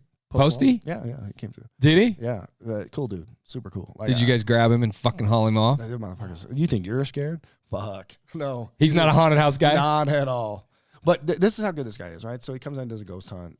We scare the fuck out of him. Mhm. Like, literally, not by the haunted house. He loves by that the shit. shit that's happening, right? So he didn't believe me. I show him all this stuff because they tell me, hey, I normally do a little presentation and show you the stuff that I've encountered over the years, which changed my life, right? And I said, do you want that? And he goes, well, we don't have much of a attention span. We'll see how it goes. I finally had to kick him out. I'm like, listen, you guys need to go ghost hunt, Like man. 4 in the morning? Fucking stay. We can't stay here all night. You paid to go ghost hunt. Listen. And so he sits down and goes to pay me, and he says, so what do I owe you? And I said, listen, I'll tell you the deal. The little amount that you can pay me is not really worth it to me. I said, but what is worth it to me Talk is about it. you come back No, I don't care if he fucking tells anybody I was ever there. I don't care. It's not my gig. That's not how I do things. Yeah. If you want to, like, if he wants to jump on and say, "Oh my fuck, Kim down at the sign," that's okay. I'm not going to ask for that. Yep. It's not how I am. Got it. I said, you come down during October, disguised, maybe work the haunted house a little bit, play with the kids, and at the end of the night, we demask you, and you sign autographs for my cast. There you fucking are. That is priceless. Is he gonna do it? He says to me, "Deal. I fucking love it. Done. Take my personal cell phone. We're gonna be friends." Right. Fucking rad, man. That's dope. So the season goes on. I'm like, "Hey, you gonna come?" He's like, "Man, I'm out in LA doing this album. It's crazy. I don't know." Okay, whatever. Go back and forth. I just need to know what I need to know. Tell these kids. Halloween day, message me. He says, "Listen, we're open Halloween Sunday."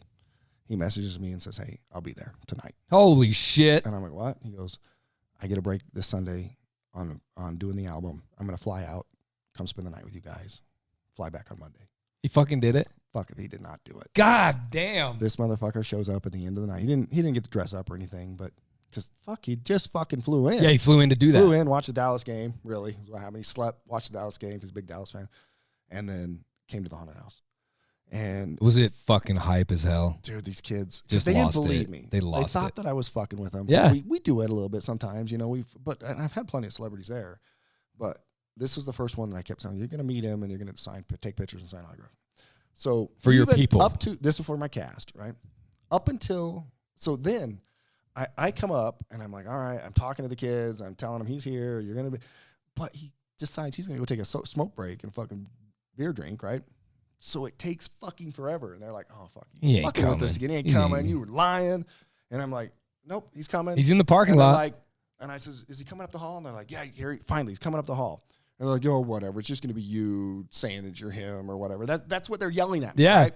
And I said, without further ado, here's Austin. You call him Post.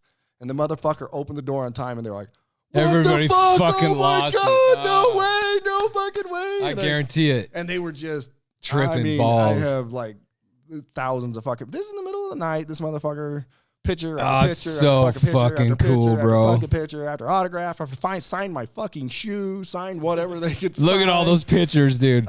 He's a fucking great guy. Hundreds of photos. And then That's cool as fuck, man. says thanks to everybody. Gets back in the car, drives home, flies back, and finishes his fucking album the next day. Like, who does that He shit? fucking held his word. Who does that? That shit, motherfucker right? does. He's a badass. Yeah, he's a gangster. Yeah. So He's one of the most talented humans that walks this earth. and, yeah, I'm not gonna lie. So I like I said, I've had plenty of celebrities. Right? Selena Gomez came. You had Selena over there? I had Selena there. Her mom's her manager, and her dad's just there because fucking he has to be there, right? But they are the snottiest pieces of shit on earth. And the bitch can't sing, so fuck her. So and didn't pay or do anything. Fuck that bitch. But I dealt with these people, and I hear them. God. I hear them all the time. They always are in there. That's their go-to. They're walking around singing, and so and most of them just sound horrible. Yeah. And we're going around. This motherfucker starts to sing. I was like, God damn. Right in the middle of the room. Boy could sing. Like, shit. He's a beast, dude. He is. His new country legit. shit. Have you heard his country shit? Dude, it's dope. Yeah, he was down when at one point he texted me. He's like, "I'm down here in LA working with The Weeknd. We'll release this video next week." And boom, the fucking video came out. So, damn. He owns a man cave down in West Jordan. So after he got robbed, he didn't like being out in the public too much. And he built this huge man cave.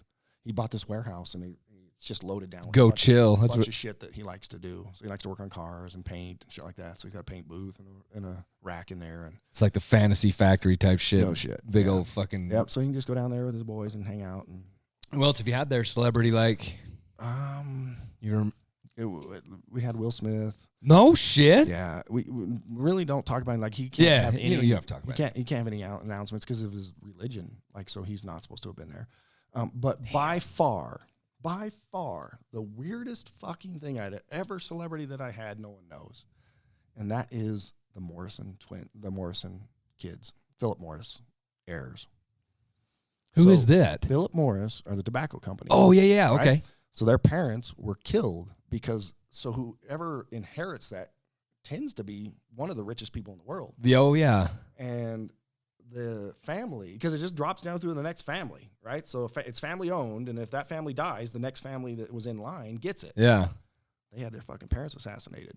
So these kids have been on the run till they're 21. That's when they got it.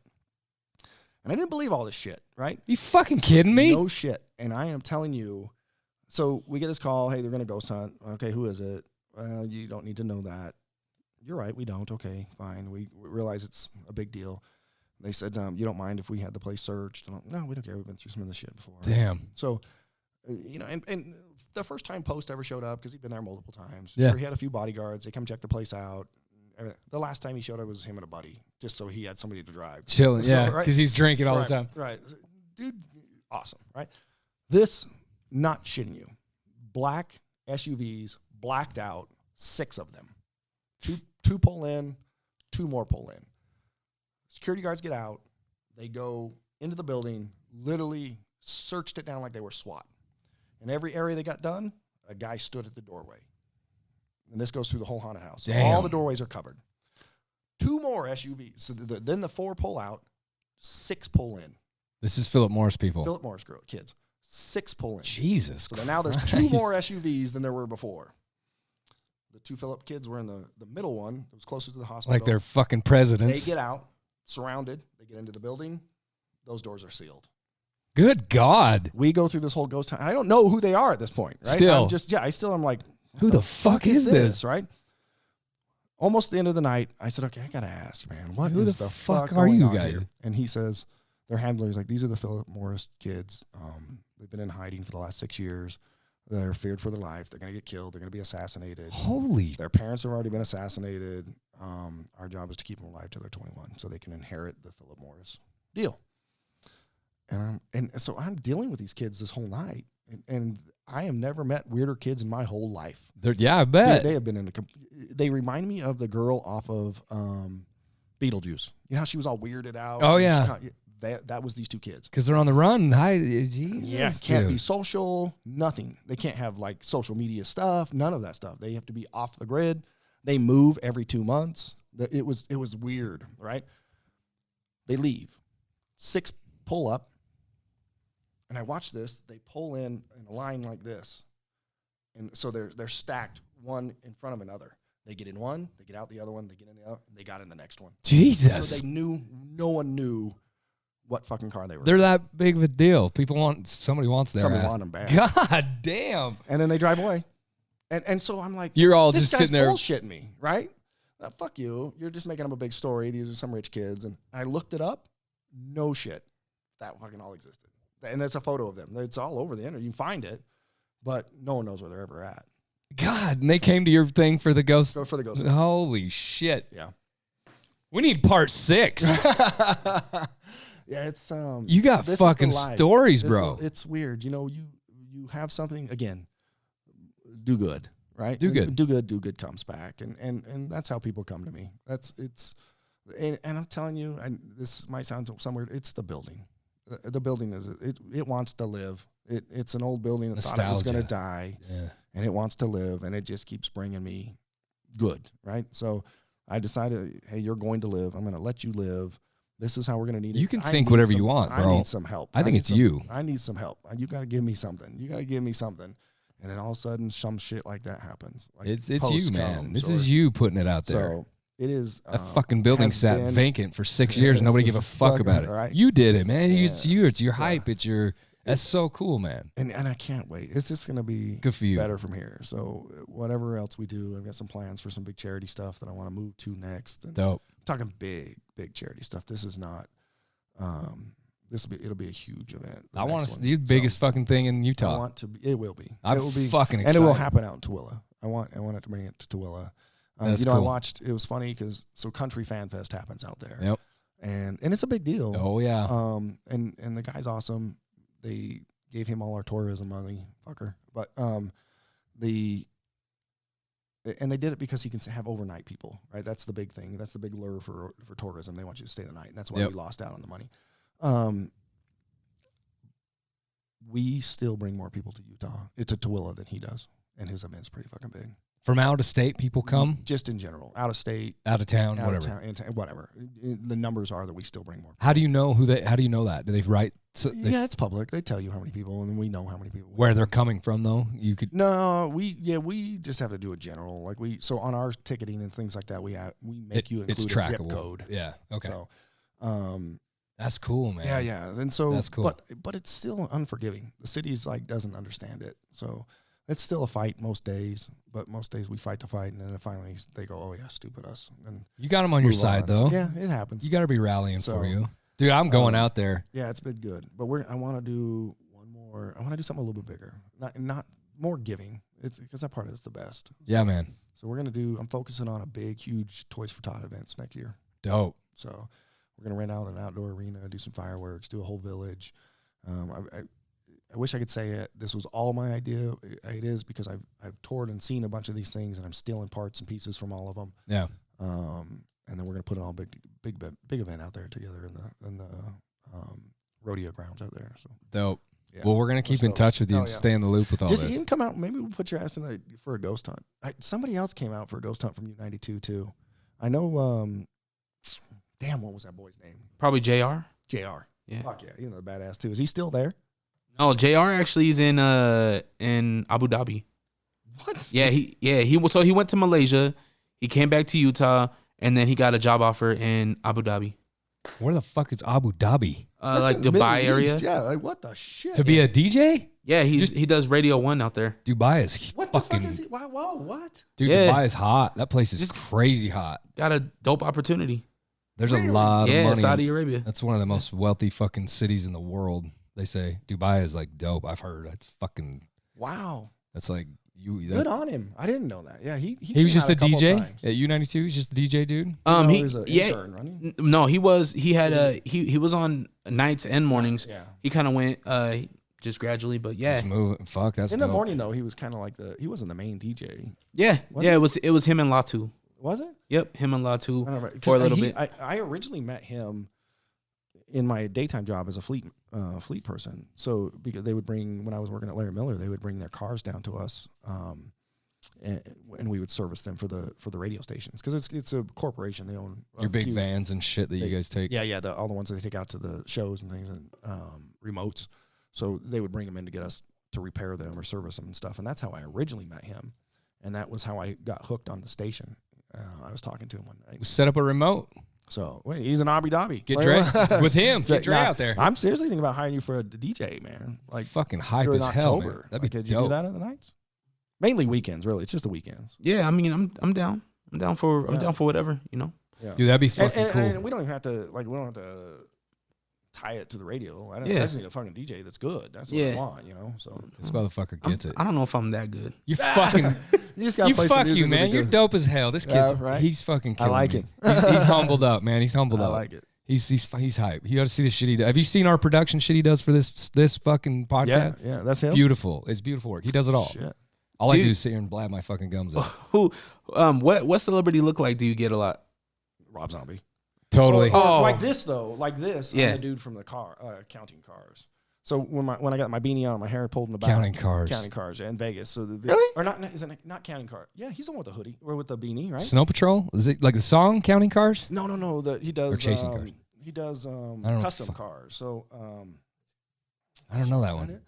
I see Rob Zombie though, for sure. Yeah. They're in Las Vegas, I believe. Yeah. Badass fucking car building Yeah. Custom motherfucker. bullshit. I don't see it. I don't know that one. Let's see. I'll pull it up. He's yeah, pulling here we it up go. right there. Oh yeah, dude, for sure. So yeah, they say He's on Pawn Stars all the time. Is he? Yeah. So that's when I had my hair back like this, pulled in a beanie. They said, yeah. Oh shit. If you shave up, you got to cut that goat off, bro. I started doing it because Yeah, I see this guy. So yeah. That's, Yeah, that's the picture he That's it. has That's on what his I have phone. right there. It's the exact Really? picture. Do you ever pull get up. Mark Calloway? I don't know who that is. You don't know who Mark Calloway is? Better pull that up because I don't know either. When I show you guys, you're gonna be like, oh, Yeah. So I used to have it trimmed like that because my second wife was like, I don't like it. First long. wife, second one, two, three. right? That's it.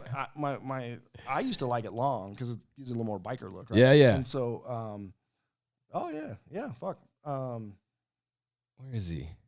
Oh, the fucking That's the Undertaker? Yeah, I'm trying to find one with the beanie. You Dude, look I like know the Undertaker's a fucking gangster. you look like Mark Calloway with a beanie on, a little bit. Like, when he had his damn thing. He was on Rogan, man. That fucking episode was dope. You ever heard these? That dude's fucking dope. Yeah. He's a beast of a fucking human being. Yeah, he's right? a badass. That one with the bandana kind of. Yeah, I feel that. I can feel that. And actually, when my hair's down, it looks like that too. So that's a good He's point. a No one's ever fucking said animal. That dude's fucking. He's cool. But I can see it for sure. His Rogan episode is dope. He's cool. All those dudes. Them people are fucking insane. They're crazy. You look like one of my homie linemen that I used to work with, Dave Dye. You look just like Dave Dye. Yeah. That's pretty dope. Remember we had who the hell was it that looked exactly like the guy on fuck, I'm blanking out. The guy on we had, do you know Danny Bateman? That sounds familiar. From the fucking Bonanza and the Warped Tour. Danny Bateman's the music fucking, he's that dude, does all the stage stuff. And there was somebody that worked there? He's a gangster. He looks exactly like the guy on fucking the bike show. Sons of Anarchy. Looks exactly fucking like him. It is sickening how much he looks like that dude. That shit cracks me up. Oh yeah, dude, that fucking car is dope. Oh yeah, they built some bad shit. They're in Vegas? I think that's Horny Mike right there. That's there. Horny Mike for sure. Yeah, that's dope shit. They did he was down there in one of the places I like to ride. Fuck, look at that fucking thing. Good God. Is it of the- chrome? That whole car chrome? What is that shit? It's probably like that chrome black. That's dope, man. It's just a cool shit. And I've never even heard of them, that History Channel. He's got a good show. So they do a thing where they trade up. So they buy an old piece of crap, they fix it, and then they trade it up for another thing that's more expensive, and then they fix that. And just keep going. And then till they get to the 6-figure car. And then Damn. the 6-figure car is where they make their money. Fuck, I guess. There is a fucking pull up the chick that's on that show. Latina chick. Fuck no. Yeah, No, you but told me you're into Latina chicks, bro. And she does have brown hair, but this chick she does engines. She works? She's a fucking mechanic? She's the mechanic, the main mechanic. She's like cranking out crankshafts and shit and pistons. And she's a badass. Machinist. Yeah, she's a badass. Get She reminds the me of fuck that, out. that girl on My Cousin Vinny. Before she's Oh, yeah. Tomei? Tomei. Melissa Tomei? where she's, Right? Yeah, Or Marissa or whatever her name is. Marissa Torme. Girl that talks like this. Yeah. Imagine Bambi going down Because to the brook it's bullshit, to get a drink of water. Bam! A fucking bullet. Yeah, the fucking bullet right in That's his her? fucking head. Right Yeah, there? Yeah, that's her. Oh, good God. She's a mechanic? Normally she didn't have that much clothes on, though, on the show. So there's one. Go down lower. Right there in the front of the hood. Like, that's what she dresses like on the show, which is asinine. Yeah, that doesn't the make... girl's fucking smart as shit. That doesn't make any money at all. Right? No. That doesn't sell. Are you fucking kidding me? A wrench turner. Are you kidding me? That's dope. She's smart as shit, man. Fuck you working on motors and shit. There's a lot going on there. I haven't seen that show, man. I've never really been a tit, man, and I always like the ass, and then that kind of converted you a little bit. I still don't, but the girl I'm dating has got like massive titties, and but she's got a sweet ass though. She got a really sweet ass. Shit's cool. So she was like, "Oh, look at these." I'm like, "I don't give a fuck about them." But turn around. But hey, look at that ass. that'll work. That's pretty. Maybe she needs to turn wrenches. Right? Yeah. She bends over anything. I lose my fucking mind. Does she help you with the haunted house? Yeah. Dope. She's dope. Yeah, she good. This chick's smart too. She's super smart. Like she is. I don't know. Different world. Like, Good, man. I mean, nothing. Like I said, she was not really going to be my type, and so she wasn't. I just decided, you know what? I'm going to go with what is good for me instead of what I want. And then What it do you turns want? out- Yeah. Then it turns out, fuck, I kind of want it. Like, Yeah. So it was a plus. So It's wanting what you have, not having what she's you want. Sexy as shit and smart as shit. And Good for you, just take man. care of my old ass. So. You got. Well, how old are you? How young are you? Yeah, I'm old. That ain't a thing. You don't have to see that. You don't have to say that. I'm old. You don't have to say that. I'm 41, so hey, I feel it. No, you don't. I feel it. My shit's white, bro. My hair's white, pure white. Only my goatee. I have to dye that probably about once a month. The shit get white. Fuck yeah. Does it? Yeah, but I don't have like I don't know if it's because of the Indian in me or not, but I don't have much gray in my hair. My hair's fucking. So it turned and white. it, I'm a redhead, bro. It turned white. I was like, damn. I have like naturally flowing locks, so I can just shower that shit, throw it around, look like fucking one of those shampoo commercials, and it's spot on. Perk every time. plus. Yeah, perk. Fucking perk. People get all pissed off. So it turns out good though. Well, did we crush this? I think we crushed this. I was gonna ask, you know, your heart. You said 17 years you've been holding down the Asylum 49, right? Yeah. Fuck, that's a long time. Any thought about another location? Maybe something totally different in the valley or something? No, not really. So 100% the building, right? That's what makes Asylum 49. 2, I couldn't do it. Like I again, work a full-time job. It's so tough to even go through a season. You need to get as it where you is. don't So- need that full time. Well, you need a Benny's though.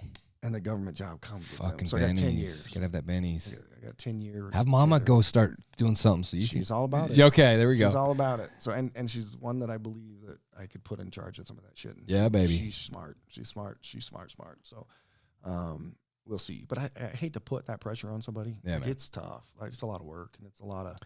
But really, I can do it if I have somebody that can control me, right? So I got one. yeah, literally. Like so. Because my we're new girl- self-employed. We had to go do all that. I'm self-employed here, man. I quit working. I will overbook myself on a daily because I like to work. Me right? too. And so the problem is sometimes I will double book myself, and that's what screws things up. Not because I want to give it all, but I can't give all. You know, then I don't get to get my best. And so I needed somebody to step in and this sounds crappy, but really be a secretary.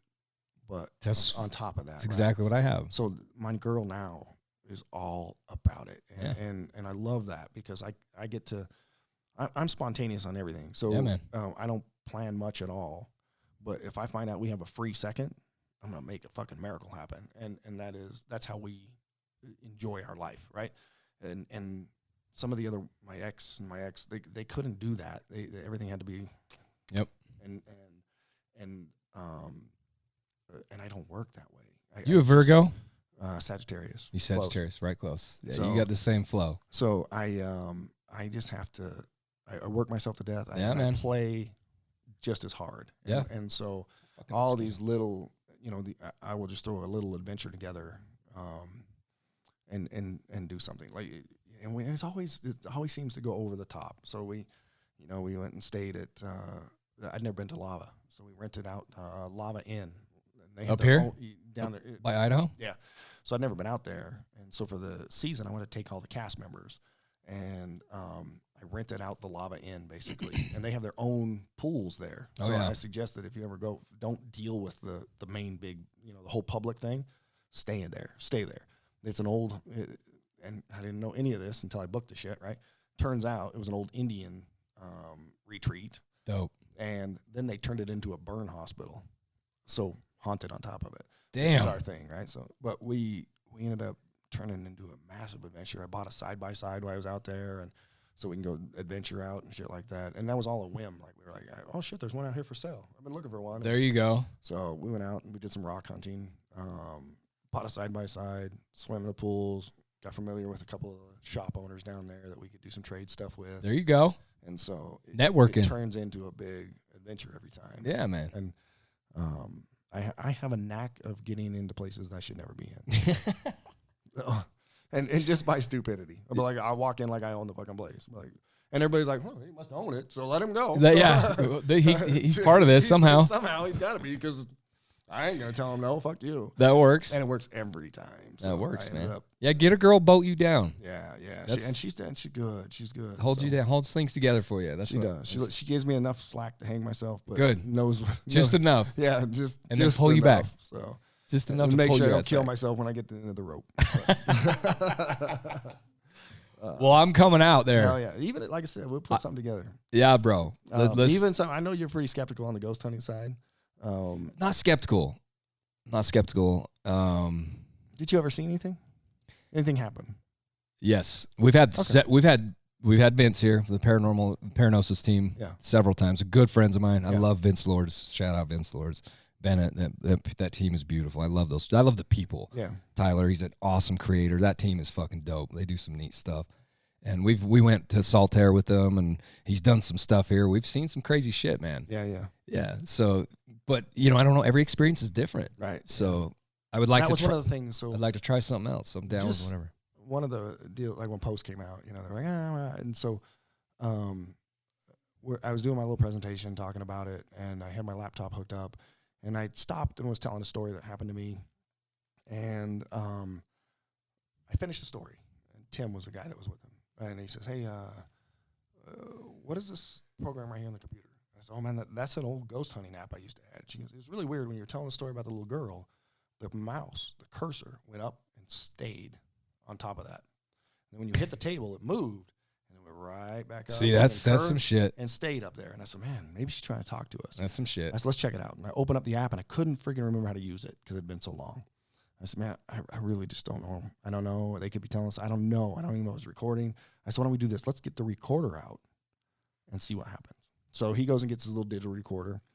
And I said, hey, is there anybody in here with us? I pause. Was that you trying to show us on the app? Did you want to talk to us? Was that you? Are you in here with us now? I said, okay, let's see what happens. So he rewinds it in the first question. Nothing. I said, was that you? Were you trying to show us that was you on the app? Yeah, that was me. The little girl's Just voice. plain as day. Fuck yeah. They were like, what the fuck? That's oh creepy. My God. That's creepy I shit. said, you need to go out and ghost hunt. So they went out and they go into another room with Wesley.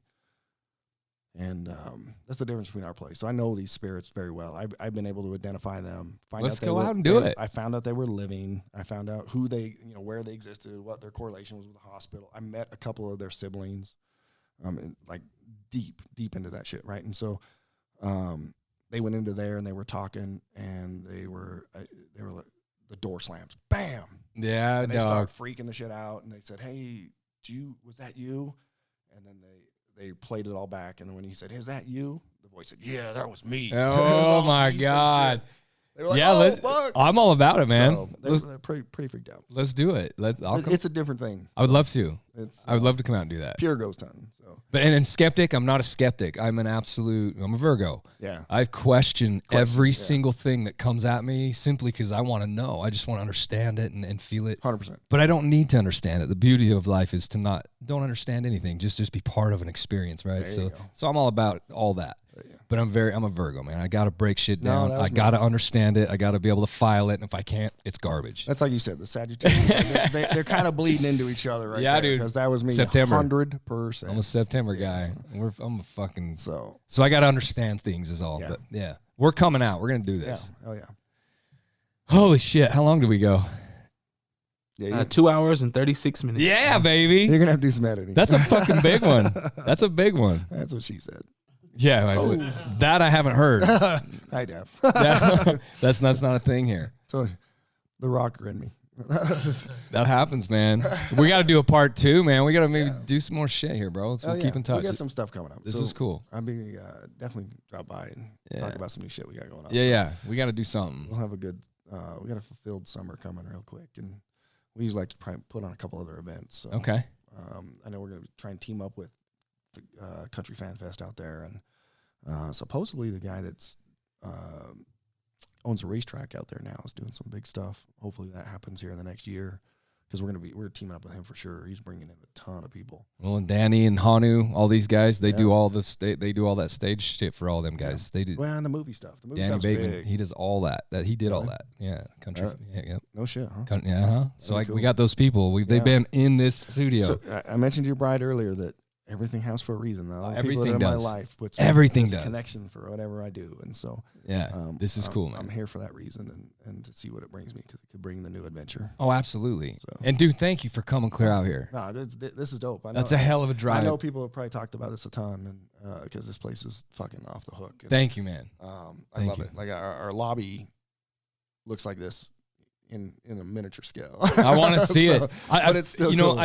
I put my heart and soul into this creation, and I just wish people would hit the YouTube and watch these. And actually, the guys, people, when you're listening to these, check into YouTube, man, and watch these videos and check out what's happening in the background of here. And look at my YouTube channel. We got the video of the shop, how it was built. I constructed it, and we filmed half of it so far.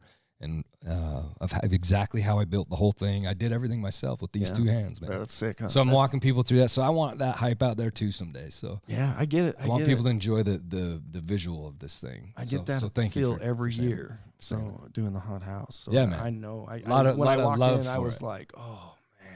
You can tell when someone loves what they do. They're nothing better, baby. It's so good. And you can see it in every little pulley and every little goddamn chain and everything hanging, bro. Yeah, man. That was placed with love and in a specific spot. And that whole story's on YouTube. How much shit on our did channel. you like put something on what? Fuck, that don't look right. Take it out. 1 inch to the left. That's right. And it's a brand new building. I just built it like 2 years ago. It's brand new and it looks like it's 200 years old. Oh, I love that part the best. I'm going to do my house as a burlesque. So for real. So I talked my girl into. So I've had this dream a long time ago. I love that look. I love the old velvet couches. And dude. And I just fucking love that. And I love the hidden doors and everything about that. And I went into this, what is it called? Prohibition. There's a bar called Prohibition. It used to be the Hookah Lounge. And Hookah Lounge was like off the charts. Like it was a lot of stabbings and shit like that. Oh, so yeah. they close it down and they open up this Prohibition. And when you walk into it, it looks like a old burlesque antique store. Like 50s type era? Yeah, it's sick. But that's as far as you see. He's pulling it up now. But go to their pictures and shit, their gallery. But so when you walk into crazy it, beast. He got this shit. Yeah, It's like Maryland type shit going on here. Yeah, and that's how they all dress. Keep going down. You'll go down into the front lobby area. Holy shit, dude! They do like a drag show, and they do another a burlesque show, and then they started doing comedians, and that's why I went and checked it out. Look at that fucking food. It's sick, expensive, but it's good. Damn, it looks delightful. It's good. Those are plant-based tacos. Fuck, good shit. So good. But you go in, you're getting close. You go in and you kind of hang out in this little area, and then when your table's ready, the bookshelf opens up, and then you go back into the bar area. Oh, that's dope. Yeah, they got a stripper pole and shit inside there. It's cool as shit. It's all. Where's that place? It's in Salt Lake, huh? It's down there. You know where the mall is on 7200? Was that Fashion Place? Yeah. Literally the street right to the north of it. They're right down there. This is it right here. And it's cool. Even though video's old, they do the old right. Yeah, all the music is that way. That's cool, man. They have a couple drinks. They got a Beauty and the Beast that glows, and then when they lift it up, it's got a bunch of incense and shit underneath it, so it comes out with like bare root. And I have to shout out to them people. Get the guy on here. Get whoever's running it. Whoever built that, and I'm sure it's the guy that owns it. Yeah, man, dude. That motherfucker has some passion for what he did, because gotta get him. I love that shit. You can see it and everything, all the way down to the bathroom. Like the bathroom has whiskey barrel sinks with a nice marble epoxy floor, and that's how this place is, dude. Dude, I'll take you up in the studio real quick before you leave, and I'll show you the same thing. Every nut and bolt's touched in this building. Right. We're starting to do that. I love when people do that, man. It's really cool. I'm starting to do that at the center now at the marketplace. I'm going to turn the bathrooms into. I've painted all the stalls black. That's cool. We've got some black and gold wallpaper, and then we got some black sinks and hell shit. yeah. So, I'm going to put up a few risky pictures and shit like that. Word. Not so bad, but just bad enough because the kids are in there. Hey, there's JD again. What the fuck's he doing there? This is another episode. Oh, I'm like, come on, the Prohibition hasn't even been open that much. That dude there. Holler out to them. Yeah, I would, because he's. I guarantee you, he's fairly new, so I don't know how many. He'd be down. But I down. guarantee you, his love for that place is phenomenal. Yeah, man, we could get him on the show. So we'll holler out to him. No, I don't know if that's it. I can't believe the one picture they had the last time I was on there. They had all the pictures of their place. You got just photos?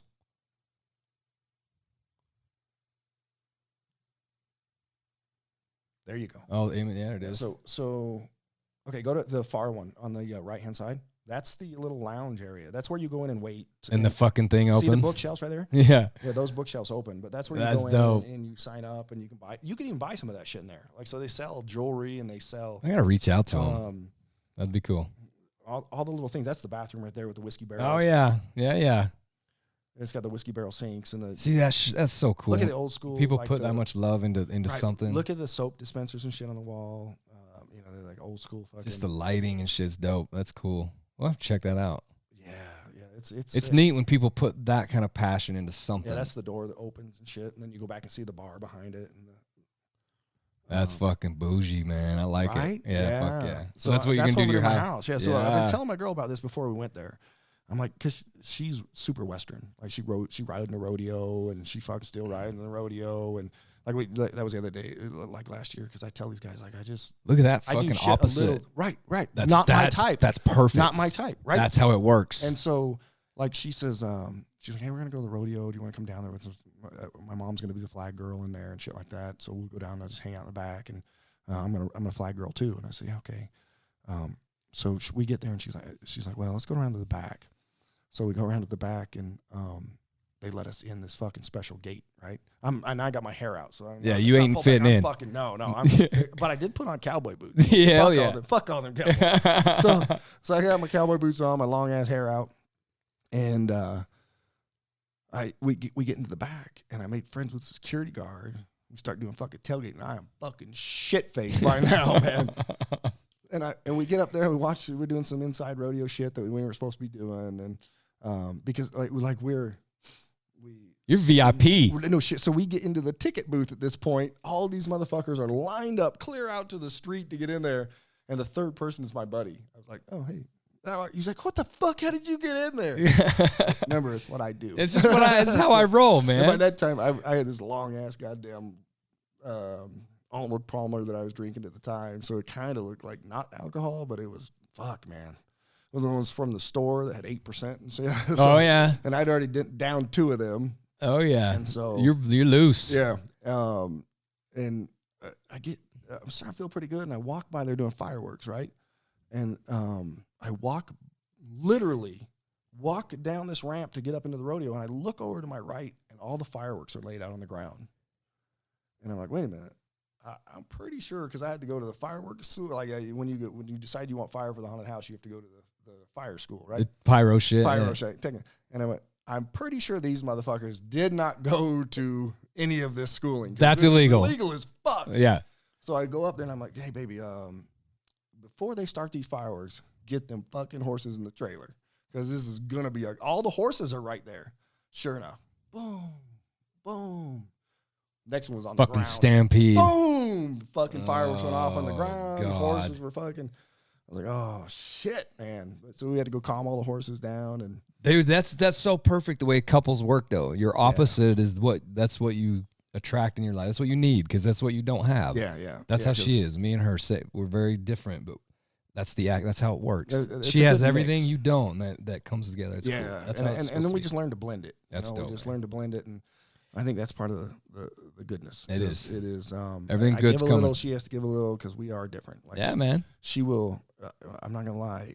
I'm listening to country a little bit lately. Hey, I love country music, man. I'm all about it. I was hardcore rocker for the I love longest all music. shit. So do I. And All music. I'm a big blues fan. And Like Kenny Wayne Shepherd type shit. no, like Real blues. Yeah, Blues, deep blues. deep blues. Yeah. Man, I fucking love that shit. Like, especially women. Like I don't like most women singers in anything else. Like I can't stand them as far as country songs. And even in rockers, like, there was the Lita Ford and all that shit. Fuck and yeah. And I can't do it. Lita's I can't. badass. She's hot as shit. Don't get me wrong. She's I still didn't going. I didn't like how she sang. I Lita's just still can't. going. Yeah, she is. She's She's on tour. Bad bitch, dude. But you throw an old, like a smooth ass, like soul black woman. Fuck me. I will just like in my chair melt. Yeah, man. There's nothing better, man. It hits me so hard. I went to. Was that the TSO. Shakes? The Shakes? Shakes, They yeah. do some shit like that. I went to, even though, Chris Stapleton does some Tennessee fucking whiskey. Staple. Oh, beast. shit. He's a beast. His shit's good, too. Yeah. We've seen him live many times. Have A couple you? times, yeah. Damn, he's a badass. He's wild. But we went down to saw TSO, and I took these guys for the first time. I went years ago with the radio station, and he hooked me up and gave me some tickets, and I'd never been. And people always say, oh, there's nothing like it. As a rocker, there ain't nothing like that shit. Like, you're listening to fucking a symphony that's in rock and roll music. Yeah. With flames and lasers and shit like the old Pink Floyd laser Yeah, show, dude. but fucking better. And then you got these hot-ass violinists up there just dueling away. Yeah. And just bad. I've heard that's hype. ass. Oh, my God. And so the bitch can play. Shit, she can play. She's Yeah. so good. And they got another one on there that's a singer. She's And so they have 2 singers. One's a blonde, super lead forward looking, hot as shit, throws the fucking hair all over, hot, right? Yeah. I don't like the way she sings, but she is good, really fucking good. So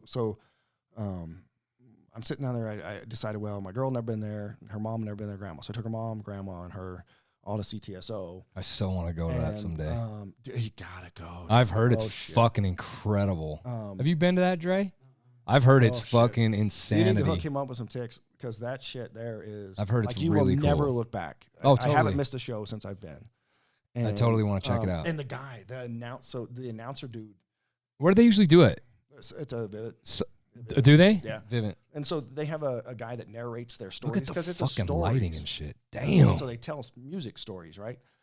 And see the gentleman sitting there, that big black guy right there? That guy, by far, right up there with, who's the other narrator?